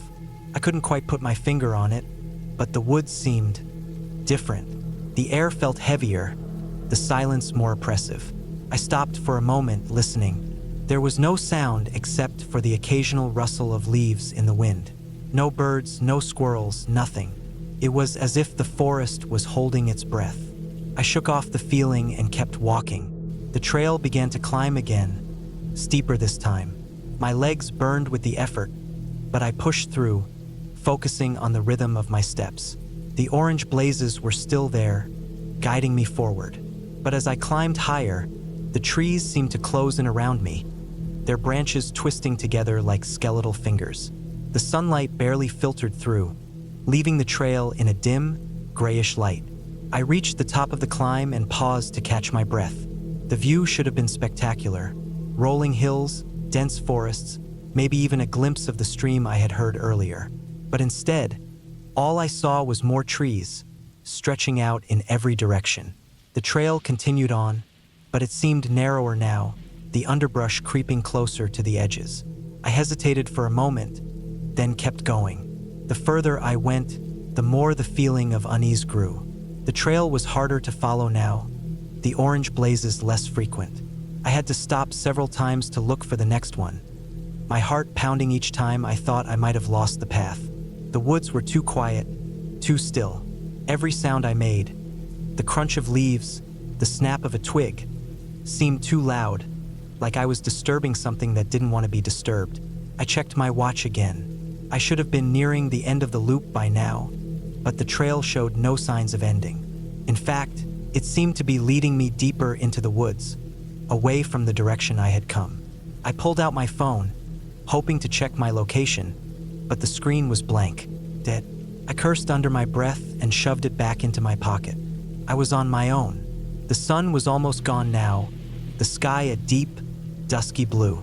I turned on my flashlight, the beam cutting through the growing darkness. The trail was barely visible now, the underbrush so thick in places that I had to push through it. My arms were scratched and bleeding from the thorns, but I barely noticed. All I could think about was getting out of there. And then I saw it, a figure standing just off the trail. My heart leapt into my throat, and I froze, the beam of my flashlight shaking in my hand. The figure was tall, dressed in dark clothing, its face obscured by the shadows. It didn't move, didn't speak, just stood there watching me. I wanted to run, but my legs wouldn't obey. I was rooted to the spot, my breath coming in short, panicked gasps. The figure took a step forward, and I finally found the strength to move. I turned and ran, crashing through the underbrush, not caring about the thorns or the branches that whipped at my face. I could hear footsteps behind me, heavy and fast, gaining on me with every second. I didn't look back, couldn't. I just ran, my heart pounding in my ears, my lungs burning. The trail was gone now, lost in the chaos of my flight. I didn't know where I was going, only that I had to get away. The woods were a blur around me, the darkness closing in. I stumbled over roots and rocks, my flashlight long since dropped in my panic. And then I broke through the trees. The sudden openness was a shock, and I fell to my knees, gasping for air. I was in a clearing, the moon casting a pale light over the grass. I looked around, expecting to see the figure behind me, but there was nothing, just the trees silent and still.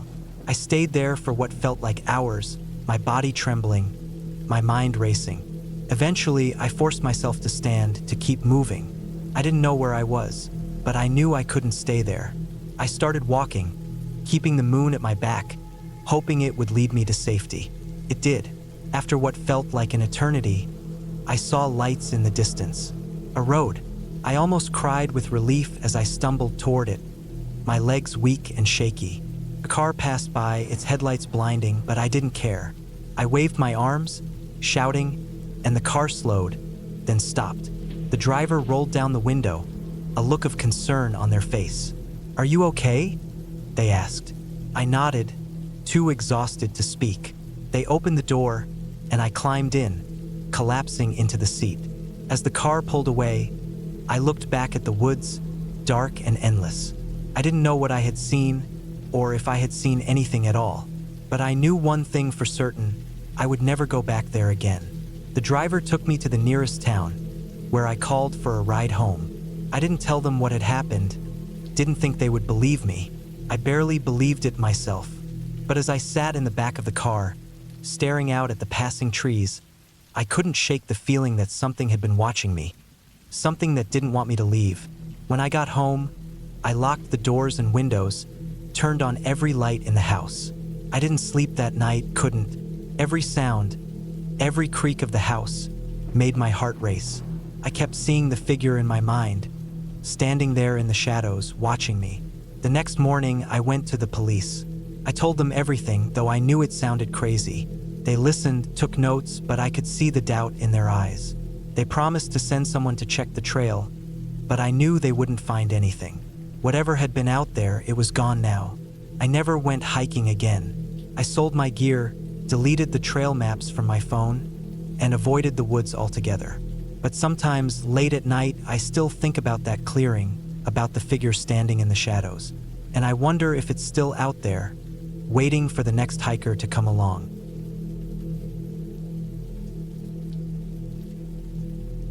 The sun was already dipping low in the sky when I decided to take the trail. I'd been planning this hike for weeks, but life kept getting in the way. Work, errands, excuses. Today, though, I finally had the time. The trail was supposed to be a simple loop, about 5 miles through dense woods and open meadows, with a small creek running through the middle. I'd read about it online, and the reviews said it was beginner-friendly, perfect for a solo hiker like me. I packed my bag the night before: water, snacks, a first aid kit, a flashlight, and a lightweight jacket just in case. I didn't think I'd need most of it, but it felt good to be prepared. The drive to the trailhead was uneventful. The parking lot was empty except for one other car, which surprised me. I figured more people would be out on a day like this, with the weather so perfect. The air was crisp, the kind of crisp that makes you feel alive, and the leaves were just starting to turn, painting the woods in shades of orange and gold. I grabbed my bag, locked the car, and headed toward the trail entrance. A wooden sign marked the start, its letters faded but still legible. Maple Ridge Trail, 5 miles. The first mile was easy. The path was wide and well-maintained, the ground soft under my boots. Birds chirped in the trees, and the occasional squirrel darted across the trail, its tail flicking as it disappeared into the underbrush. I felt good, strong. The rhythm of my footsteps and the steady rise and fall of my breathing were almost meditative.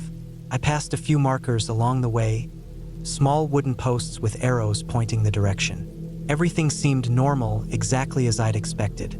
But then, somewhere around the second mile, things started to feel off.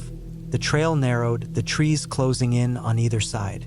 The sunlight, which had been filtering through the canopy in golden beams, seemed dimmer, as if the forest had swallowed it whole. The birdsong faded, replaced by an eerie silence that made the hairs on the back of my neck stand up.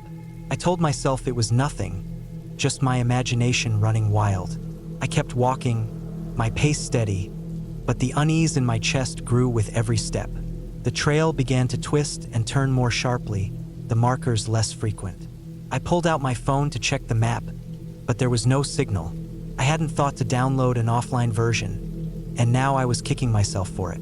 I tried to remember the route I'd read about, but the details were fuzzy. Had the trail been this winding? Had the trees been this dense? Couldn't be sure. By the third mile, I was starting to sweat, not just from the exertion, but from the growing sense that something was wrong. The air felt heavier, harder to breathe, and the silence was deafening. No birds, no squirrels, no rustling leaves. Just the sound of my own footsteps and the occasional snap of a twig under my boot. I kept glancing over my shoulder, half expecting to see someone, or something, following me, but there was nothing, just the endless stretch of trees and shadows. I reached a fork in the trail. This wasn't on the map I'd seen. One path continued straight, narrow and overgrown, while the other veered sharply to the left, wider and more defined. I hesitated, my heart pounding. Which way was the right way? I tried to think logically. The wider path seemed more traveled, so I took it, hoping it would lead me back to the main trail. But it didn't. Instead, it led me deeper into the woods, the trees growing taller and darker, their branches twisting together like skeletal fingers. The ground beneath my feet became uneven, riddled with roots and rocks that threatened to trip me with every step. My water was running low, and my legs were starting to ache. I checked my phone again, but it was still useless. No signal, no map, no way to call for help. The sun was almost gone now, the sky a deep, bruised purple. I knew I should have turned back hours ago, but the thought of retracing my steps through that suffocating darkness was unbearable. I kept telling myself that the trail had to lead somewhere, that I couldn't be the only person who'd ever taken this path. But with every passing minute, that hope felt more and more like a lie. And then I saw it, a cabin, or what was left of one. It was small, barely more than a shack, its wooden walls warped and splintered, the roof sagging under the weight of years of neglect. The windows were shattered, the door hanging off its hinges. It looked like it had been abandoned for decades. I should have kept walking, should have ignored it, but something drew me closer. Maybe it was curiosity, or maybe it was desperation, the need to find some kind of shelter before night fell completely. I stepped inside, the floorboards creaking under my weight. The air was thick with dust and the smell of decay. There was a table in the corner, its surface covered in moldy papers and empty bottles. A rusted stove sat against one wall, its door hanging open to reveal a pile of ash and charred wood. And in the center of the room, there was a chair, just a simple wooden chair, but something about it made my skin crawl. It was too deliberate, like it had been placed there for a reason. I don't know how long I stood there, staring at that chair, but eventually, I forced myself to move. I needed to find a place to sleep, somewhere that felt safer than this. There was a door at the back of the cabin, and I pushed it open, revealing a small bedroom.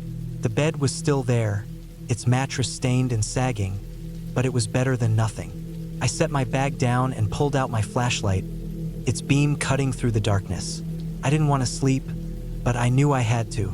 I needed to rest if I was going to find my way out of here in the morning. I lay down on the bed, the flashlight clutched in my hand, and closed my eyes. But sleep didn't come. Every sound, the creak of the floorboards, the rustle of the wind through the trees, made my heart race.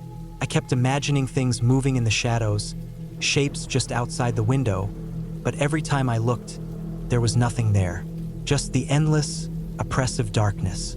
And then I heard it, a sound that wasn't the wind or the trees, a low, guttural growl coming from somewhere outside. My breath caught in my throat, my body frozen in fear. I told myself it was an animal, a bear or a coyote, but deep down, I knew it wasn't. This was something else, something worse. The growl came again, closer this time, and I heard the crunch of footsteps on the forest floor. I sat up, my flashlight shaking in my hand, and pointed it toward the window. The beam of light caught a pair of eyes, glowing in the darkness. They were too high off the ground to belong to any animal I knew, and they were staring right at me. I don't remember how I got out of the cabin.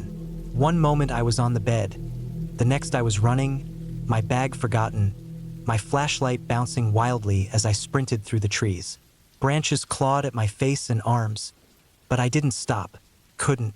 The growling was behind me now, louder, more urgent, and I could hear the thing crashing through the underbrush, gaining on me with every step. I don't know how long I ran.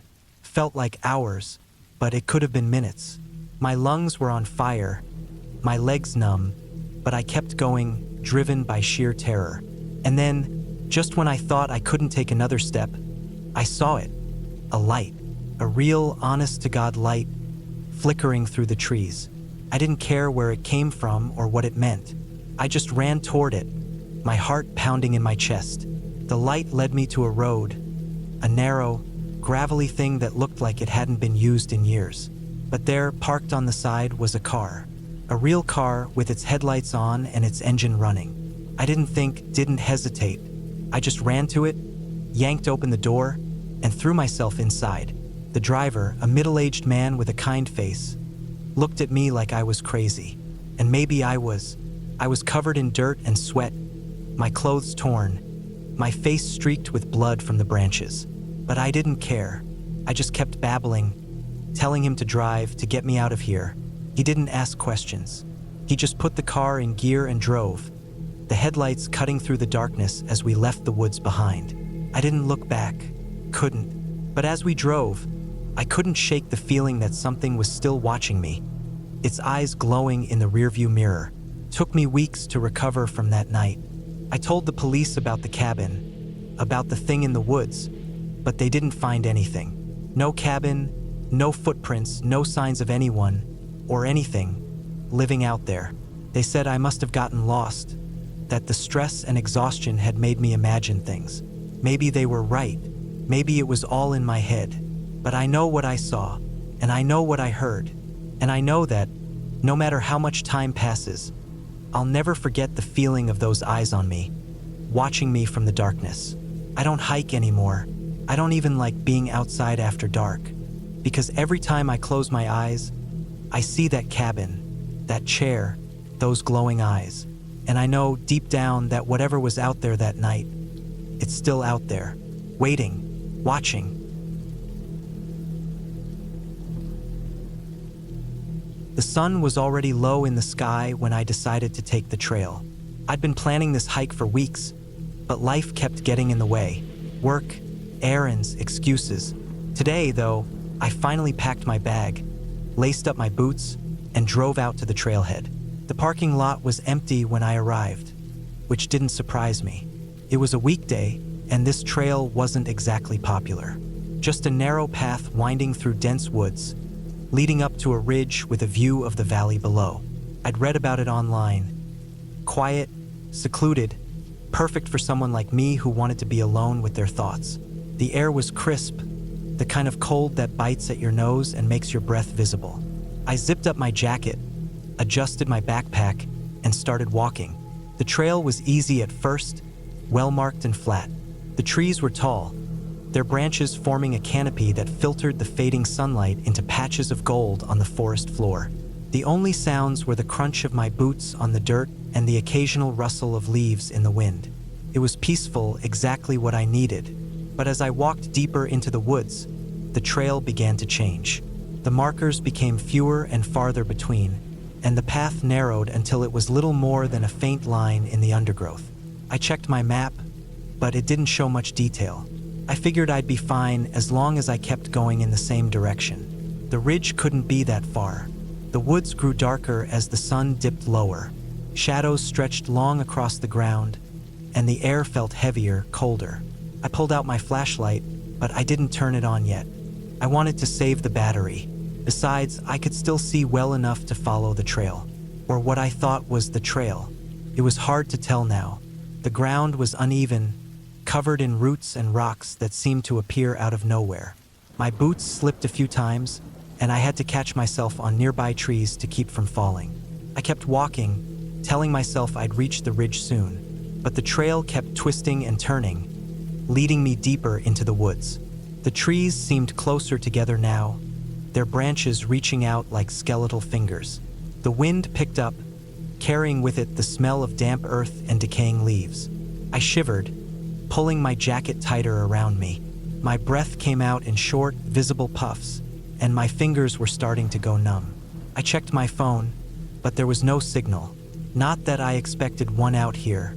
I hadn't seen another person since I left the parking lot. The thought made me uneasy, but I pushed it aside. I was fine. I just needed to keep going.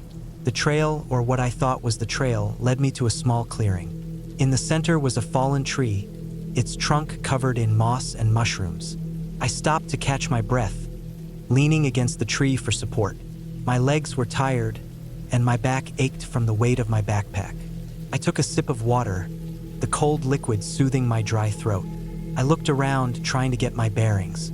The clearing was surrounded by trees, their trunks thick and gnarled. The sky above was a deep, dusky blue, the first stars starting to appear.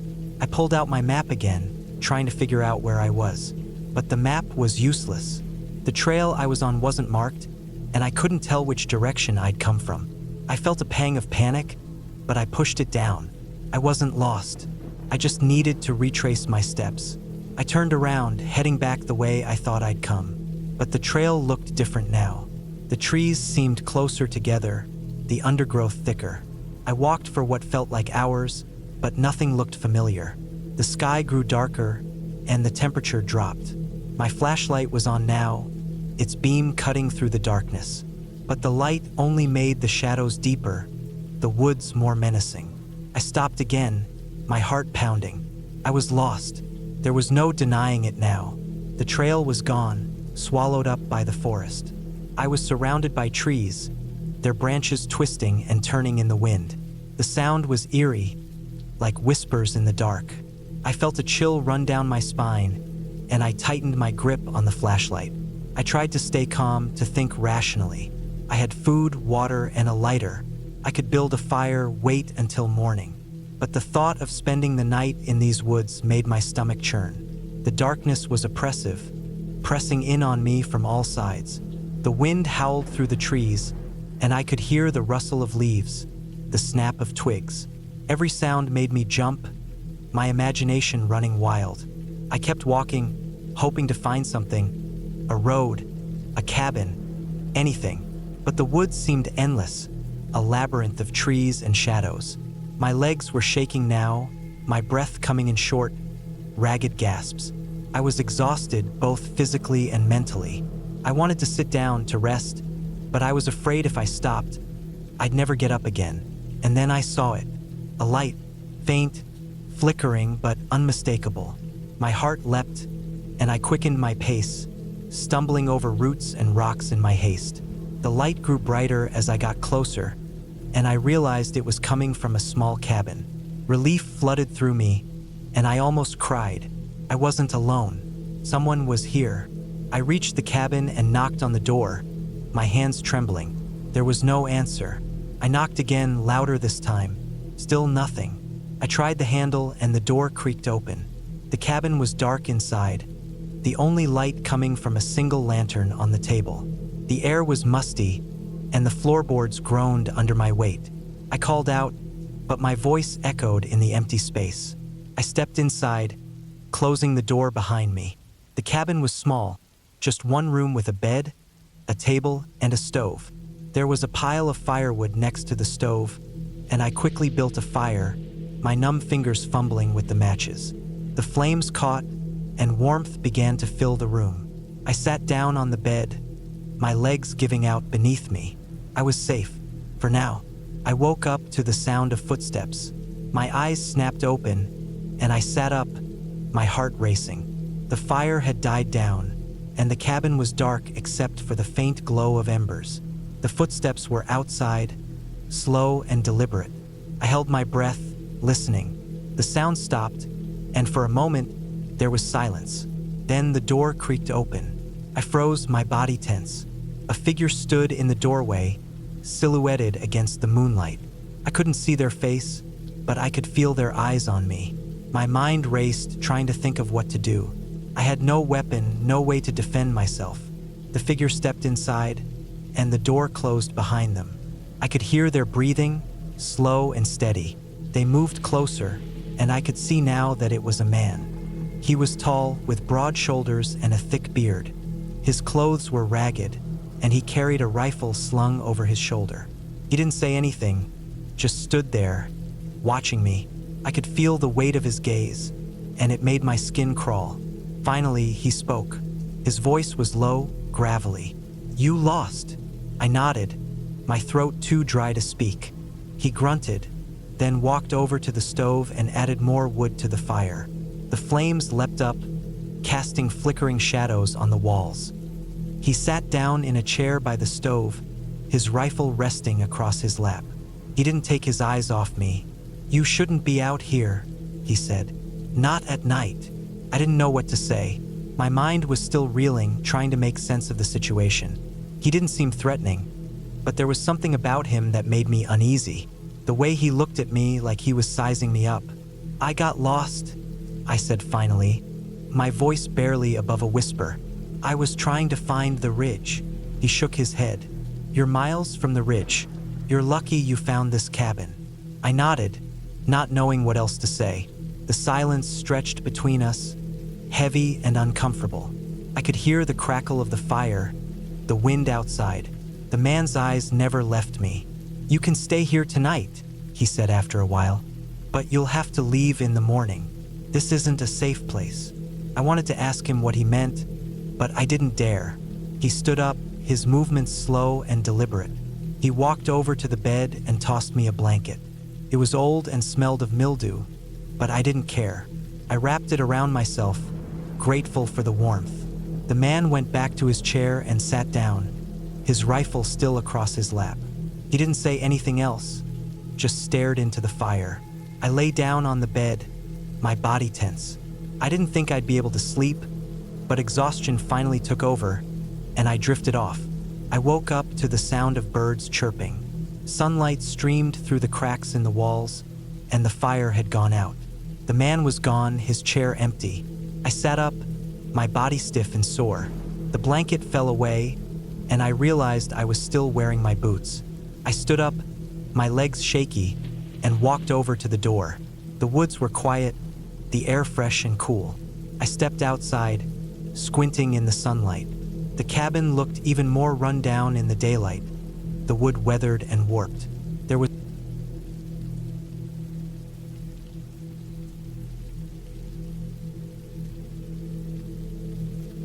The sun was already low in the sky when I decided to take the trail. I had been planning this hike for weeks, but work kept getting in the way. Finally, I had a free afternoon, and even though it was late, I figured I could make it to the lookout point and back before dark. The trail was familiar. I'd done it a dozen times before, but something felt off today. Maybe it was the way the wind whispered through the trees, or how the shadows seemed to stretch longer than usual. I shook the feeling off. It was just a hike, nothing to worry about. I parked my car at the trailhead and grabbed my backpack. Inside, I had a water bottle, a flashlight, a protein bar, and a light jacket. The air was cool, but not cold, and the sky was a deep orange as the sun dipped behind the mountains. I checked my phone. No service, typical for this area. I took a deep breath, adjusted my backpack, and started walking. The trail was narrow, barely wide enough for one person, and lined with tall, thin trees that swayed gently in the breeze. The ground was soft, covered in a layer of pine needles and fallen leaves. My boots crunched with every step, the sound echoing in the quiet forest. Birds chirped in the distance, but their calls were faint, like they were far away. I kept my eyes on the trail, watching for roots or rocks that could trip me up. The last thing I needed was a twisted ankle out here. After about 20 minutes, I reached the first marker, a wooden post with a faded arrow pointing to the right. I turned and kept walking. The trail began to climb, the ground growing steeper as I went. My legs burned, but I pushed through it. I was in decent shape, but the incline was tougher than I remembered. Maybe I was just out of practice. I took a sip of water and kept going. The trees started to thin out as I climbed higher, and the view opened up. I could see the valley below, the trees a sea of green stretching out to the horizon. The sun was almost gone now, just a sliver of light on the edge of the world. I checked my watch. It was later than I thought. I should have started earlier, but I didn't want to turn back now. The lookout point wasn't far. I could make it. The trail grew narrower and steeper, the ground rocky and uneven. I had to use my hands to steady myself as I climbed over boulders and around sharp turns. My breathing was heavy, and my shirt clung to my back with sweat. The air was cooler up here, and the wind was stronger, biting at my skin. I pulled my jacket out of my backpack and put it on, but it didn't help much. Finally, I reached the lookout point. It was a small clearing at the top of the ridge, with a wooden railing that overlooked the valley. The view was breathtaking. The sky was a deep purple now, the first stars starting to appear. I could see the lights of the town far below, tiny pinpricks in the distance. I sat down on a rock and took a deep breath, letting the cool air fill my lungs. It was worth the climb. But as I sat there, I noticed something strange. The wind had died down, and the forest was completely silent. No birds, no rustling leaves, nothing. It was like the world had stopped. I stood up and looked around, my heart starting to race. The silence was unnerving. I had never experienced anything like it before. I decided it was time to head back. I didn't want to be on the trail in the dark, and the silence was making me uneasy. I grabbed my backpack and started down the trail, moving faster than before. The sun was gone now, and the forest was dark. I pulled out my flashlight and turned it on, the beam cutting through the shadows. The trail looked different in the dark, the trees looming like giants on either side. My footsteps echoed loudly, the only sound in the stillness. I kept my eyes on the trail, trying to ignore the feeling that I was being watched. It was just my imagination, I told myself. There was nothing out here, but the feeling wouldn't go away. My heart was pounding now, and my hands were clammy. I picked up the pace, almost jogging down the trail. The flashlight beam bounced with every step, casting strange shadows on the ground. Then I heard it, a sound behind me, like something moving through the underbrush. I stopped and turned around, shining the flashlight into the trees. Nothing, just darkness. I told myself it was an animal, a deer or a raccoon. But the sound came again, closer this time. I started walking again, faster now, my breath coming in short gasps. The sound followed me, keeping pace. I could hear it clearly now.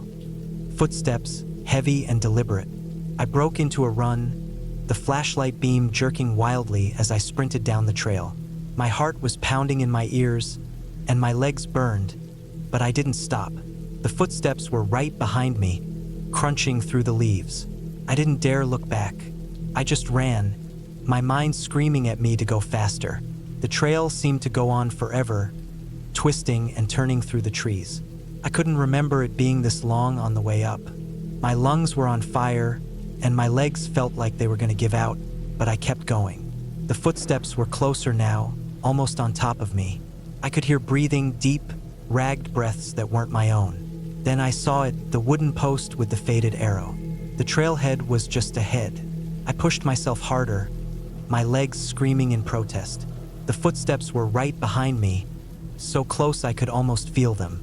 I burst out of the trees and into the parking lot, my car just a few feet away. I fumbled with the keys, my hands shaking so badly I could barely get the door open. I jumped inside and slammed the door shut, locking it with trembling fingers. I sat there for a moment, my chest heaving, my hands gripping the steering wheel. The parking lot was empty, the only sound the ticking of the engine as it cooled. I looked out the window, half expecting to see something standing there, but there was nothing, just the dark trees and the empty trail. I started the car and drove away, my hands still shaking. I didn't look back. The road was dark, the headlights cutting through the night. My mind was racing, trying to make sense of what had just happened. Had I imagined it? Was it just my fear playing tricks on me? But the footsteps, the breathing, it had felt so real. When I got home, I locked the doors and turned on all the lights. I sat on the couch, my heart still pounding, and tried to calm down. I told myself it was nothing, just my mind playing tricks on me. But deep down, I knew something had been out there, something real. I didn't sleep that night. Every sound made me jump. Every shadow made my heart race. I kept replaying the hike in my mind, trying to figure out what had happened. But there were no answers, only questions. The next morning, I went back to the trailhead. The sun was shining, and the forest looked peaceful. I walked a little way down the trail, just to prove to myself that there was nothing to be afraid of. But as I stood there, looking at the trees, I felt it again. That same unease, that same feeling of being watched. I turned around and walked back to my car, my heart pounding in my chest. I haven't been back to that trail since. I don't know what was out there that night, and I don't want to know. Some things are better left in the dark.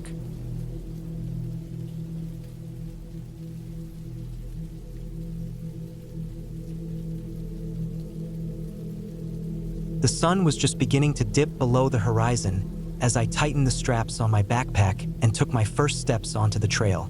The air was crisp, the kind of cold that bites at your nose and makes your breath visible in little puffs.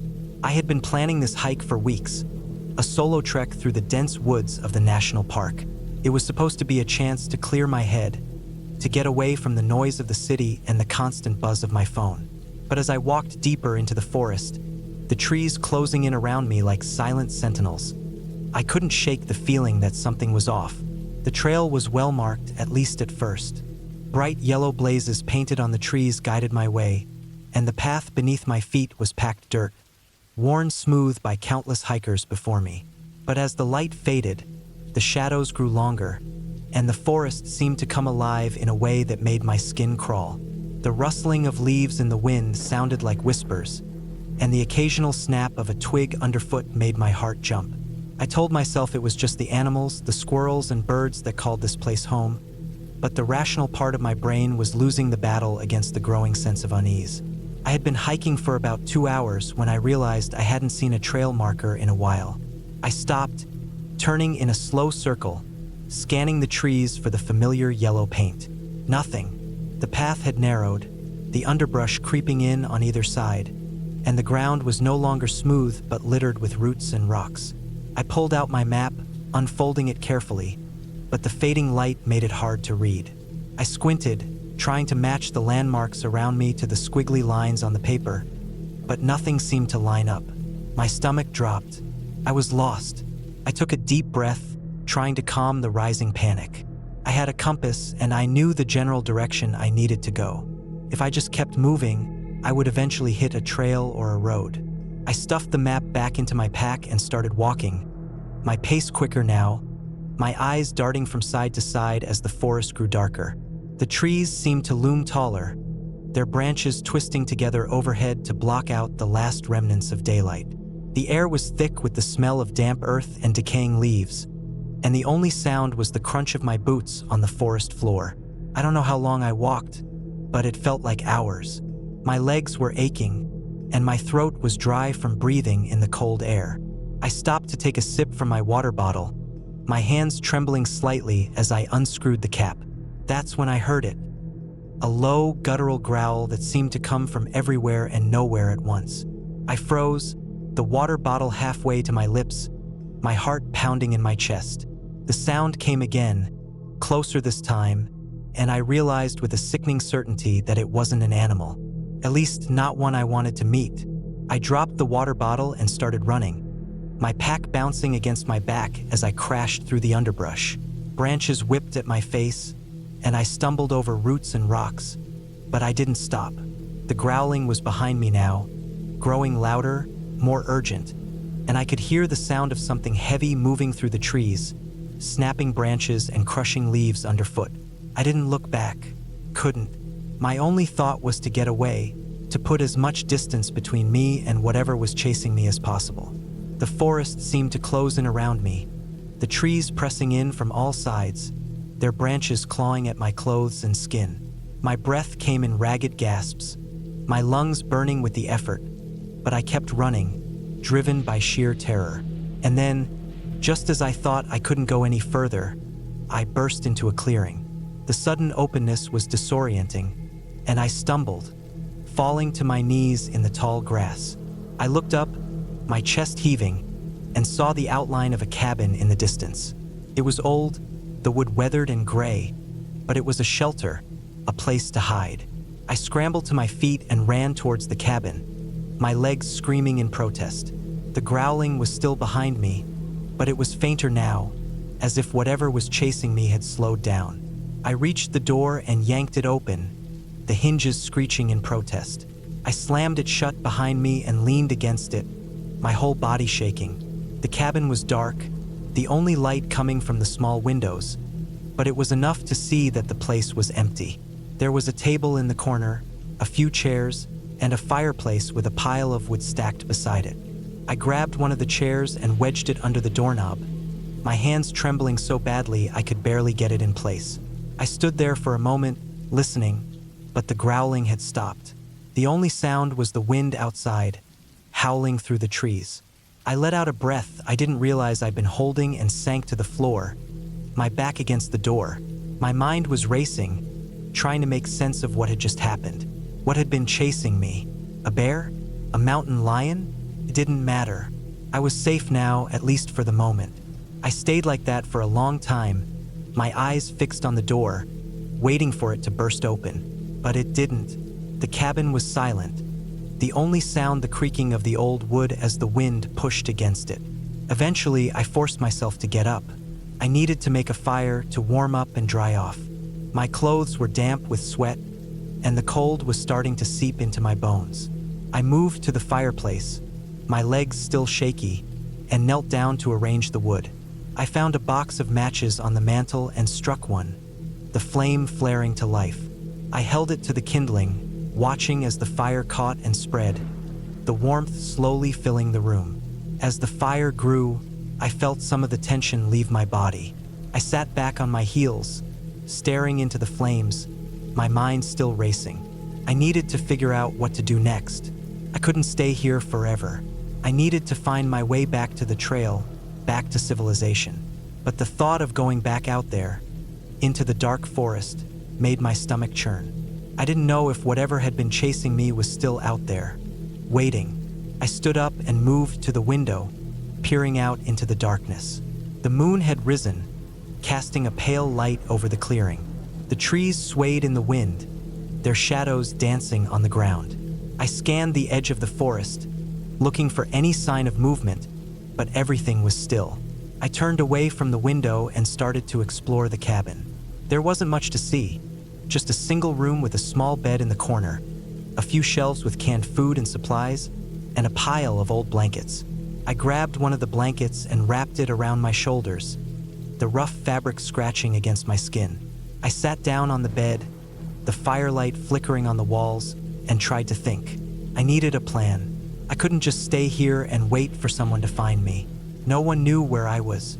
I had told a few friends I was going hiking, but I hadn't given them any specifics. And even if they did come looking for me, the forest was vast. Could take days, weeks even, for them to find this cabin. I reached into my pack and pulled out my phone, hoping against hope that I might have a signal. But the screen was blank, the battery dead. I cursed under my breath and tossed it onto the bed. I had a flashlight at least and a small knife. It wasn't much, but it was better than nothing. I sat there for a while, staring into the fire, trying to come up with a plan. But the more I thought about it, the more hopeless it seemed. I was lost, alone, and something dangerous was out there. I felt the panic rising again, threatening to overwhelm me. I took a deep breath, trying to calm myself. I needed to stay focused. I needed to survive. Eventually, exhaustion took over, and I lay down on the bed, pulling the blanket over me. The fire was dying down, the room growing colder, but I was too tired to get up and add more wood. I closed my eyes, listening to the wind outside, and drifted off into a restless sleep. I woke up to the sound of scratching. It was faint, but it was there, coming from the door. My eyes snapped open, and I sat up, my heart pounding. The fire had gone out, and the room was pitch black. I fumbled for the flashlight, my hands shaking as I turned it on. The beam of light cut through the darkness, illuminating the door. The scratching stopped, and for a moment, there was silence. And then a low growl. I froze, the flashlight trembling in my hand. The growl came again, louder this time, and I could hear something moving outside, something big. I got up slowly, keeping the light on the door, and backed away towards the bed. The growling grew louder, more intense, and then there was a thud, like something heavy hitting the door. The chair I had wedged under the doorknob shook, but it held. For now, I grabbed my pack and the knife, my mind racing. I needed to get out of here, but there was only one door. The windows were too small to climb through, and even if I could, I didn't know what was waiting outside. The thud came again, harder this time, and the chair shifted. I could hear the wood creaking, the door straining against the lock. I backed into the corner, the flashlight still trained on the door, my grip tightening on the knife. The thud came again, and this time the chair gave way. The door flew open, and I saw it.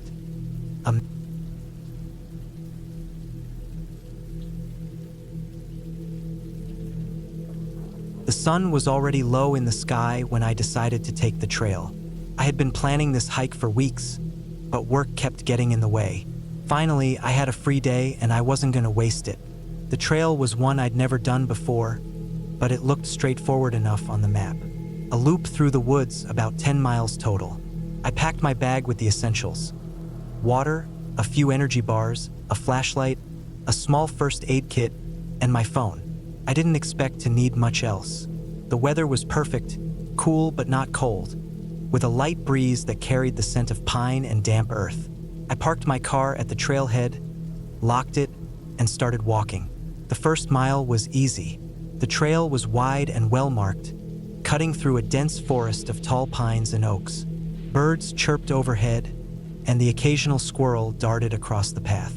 I felt good, strong.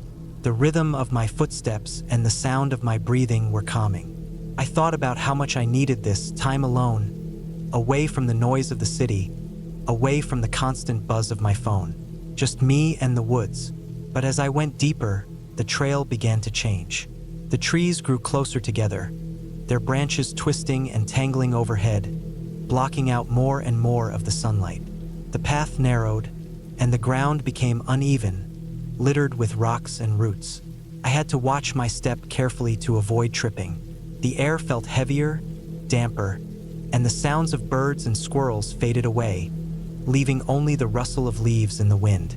I checked my phone to make sure I was still on the right path. The GPS showed I was, but the signal was weak. I told myself not to worry. I had a map and I knew how to read it. By the time I reached the halfway point, the sun was almost gone. The sky was a deep orange, and the shadows around me were growing longer. I quickened my pace, not wanting to be caught out here in the dark. But the trail kept getting harder to follow. The markers were fewer and farther between, and the path itself seemed to disappear in places, swallowed up by undergrowth. I had to stop several times to consult my map, squinting in the fading light to make out the tiny lines and symbols. My confidence began to waver. Maybe this hadn't been such a good idea after all. Then I heard it, a sound, faint but unmistakable, coming from somewhere behind me. It was a low, guttural growl, like nothing I'd ever heard before. I froze, my heart pounding in my chest. I told myself it was just an animal, a bear, maybe, or a cougar. But the sound didn't come again, and I couldn't shake the feeling that something was watching me. I turned around slowly, scanning the trees, but I saw nothing, just shadows and more shadows. I forced myself to keep moving, but now every sound made me jump. The crunch of leaves under my feet, the snap of a twig, the rustle of branches. It all seemed louder, more menacing. My flashlight was in my hand, though I hadn't turned it on yet. I didn't want to waste the batteries, but I also didn't want to be caught off guard.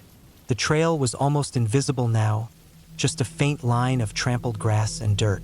I stumbled over a root and nearly fell, catching myself at the last second. My hands were shaking. The growl came again, louder this time, closer. I spun around, my flashlight beam cutting through the darkness. For a split second, I thought I saw something, a pair of eyes, glowing in the light, but then it was gone. My breath came in short, shallow gasps. I told myself to stay calm, to think rationally. I was still on the trail, or at least I thought I was. If I kept going, I would eventually reach the end. But what if I was wrong? What if I was lost, and whatever was out there was following me? I started walking faster, almost running, my flashlight beam bouncing wildly as I tried to keep my footing. The growl came again, and this time it was joined by another and another. There was more than one of them. My mind raced. What kind of animals made sounds like that? I didn't know, and I didn't want to find out. I just wanted to get out of there. The trail seemed to go on forever, twisting and turning through the trees. My legs were burning, and my lungs felt like they were on fire. I could hear the creatures behind me, their growls growing louder, closer. I didn't dare look back. I just kept running, my flashlight beam the only thing keeping me from plunging into total darkness. Then suddenly the trees opened up, and I was out. The trailhead was just ahead, the parking lot beyond it. My car was there, waiting for me. I sprinted the last few yards, my keys already in my hand. I fumbled with the lock, my hands shaking so badly I could barely get the key in the hole. Finally, the door opened, and I threw myself inside, slamming it shut behind me. I locked the doors and sat there, breathing hard, my heart pounding in my ears. I waited for what felt like hours, but nothing came out of the woods. The growls had stopped, and the night was silent again. I started the car and drove away, my hands still trembling on the wheel. I didn't look back. When I got home, I poured myself a drink and sat down, trying to make sense of what had happened. I didn't know what those creatures were, and I didn't want to know. All I knew was that I had been lucky to get out of there alive. I promised myself I would never go back to that trail, no matter how much I needed to get away from it all. Some places, I realized, are better left alone. The next day, I went online to see if anyone else had reported strange encounters in those woods. I found a few old forum posts from hikers who had gone missing in the area, but nothing recent. No one had seen or heard anything like what I had experienced. I thought about calling the park rangers, but what would I say? That I had heard some growls and seen a pair of eyes in the dark? They would think I was crazy. In the end, I decided to let it go. I had made it out, and that was all that mattered. But sometimes, late at night, when the house is quiet and the wind is howling outside, I think about those woods. I think about the growls, the eyes, the feeling of being watched. And I wonder if whatever was out there is still waiting, watching, for the next hiker to come along.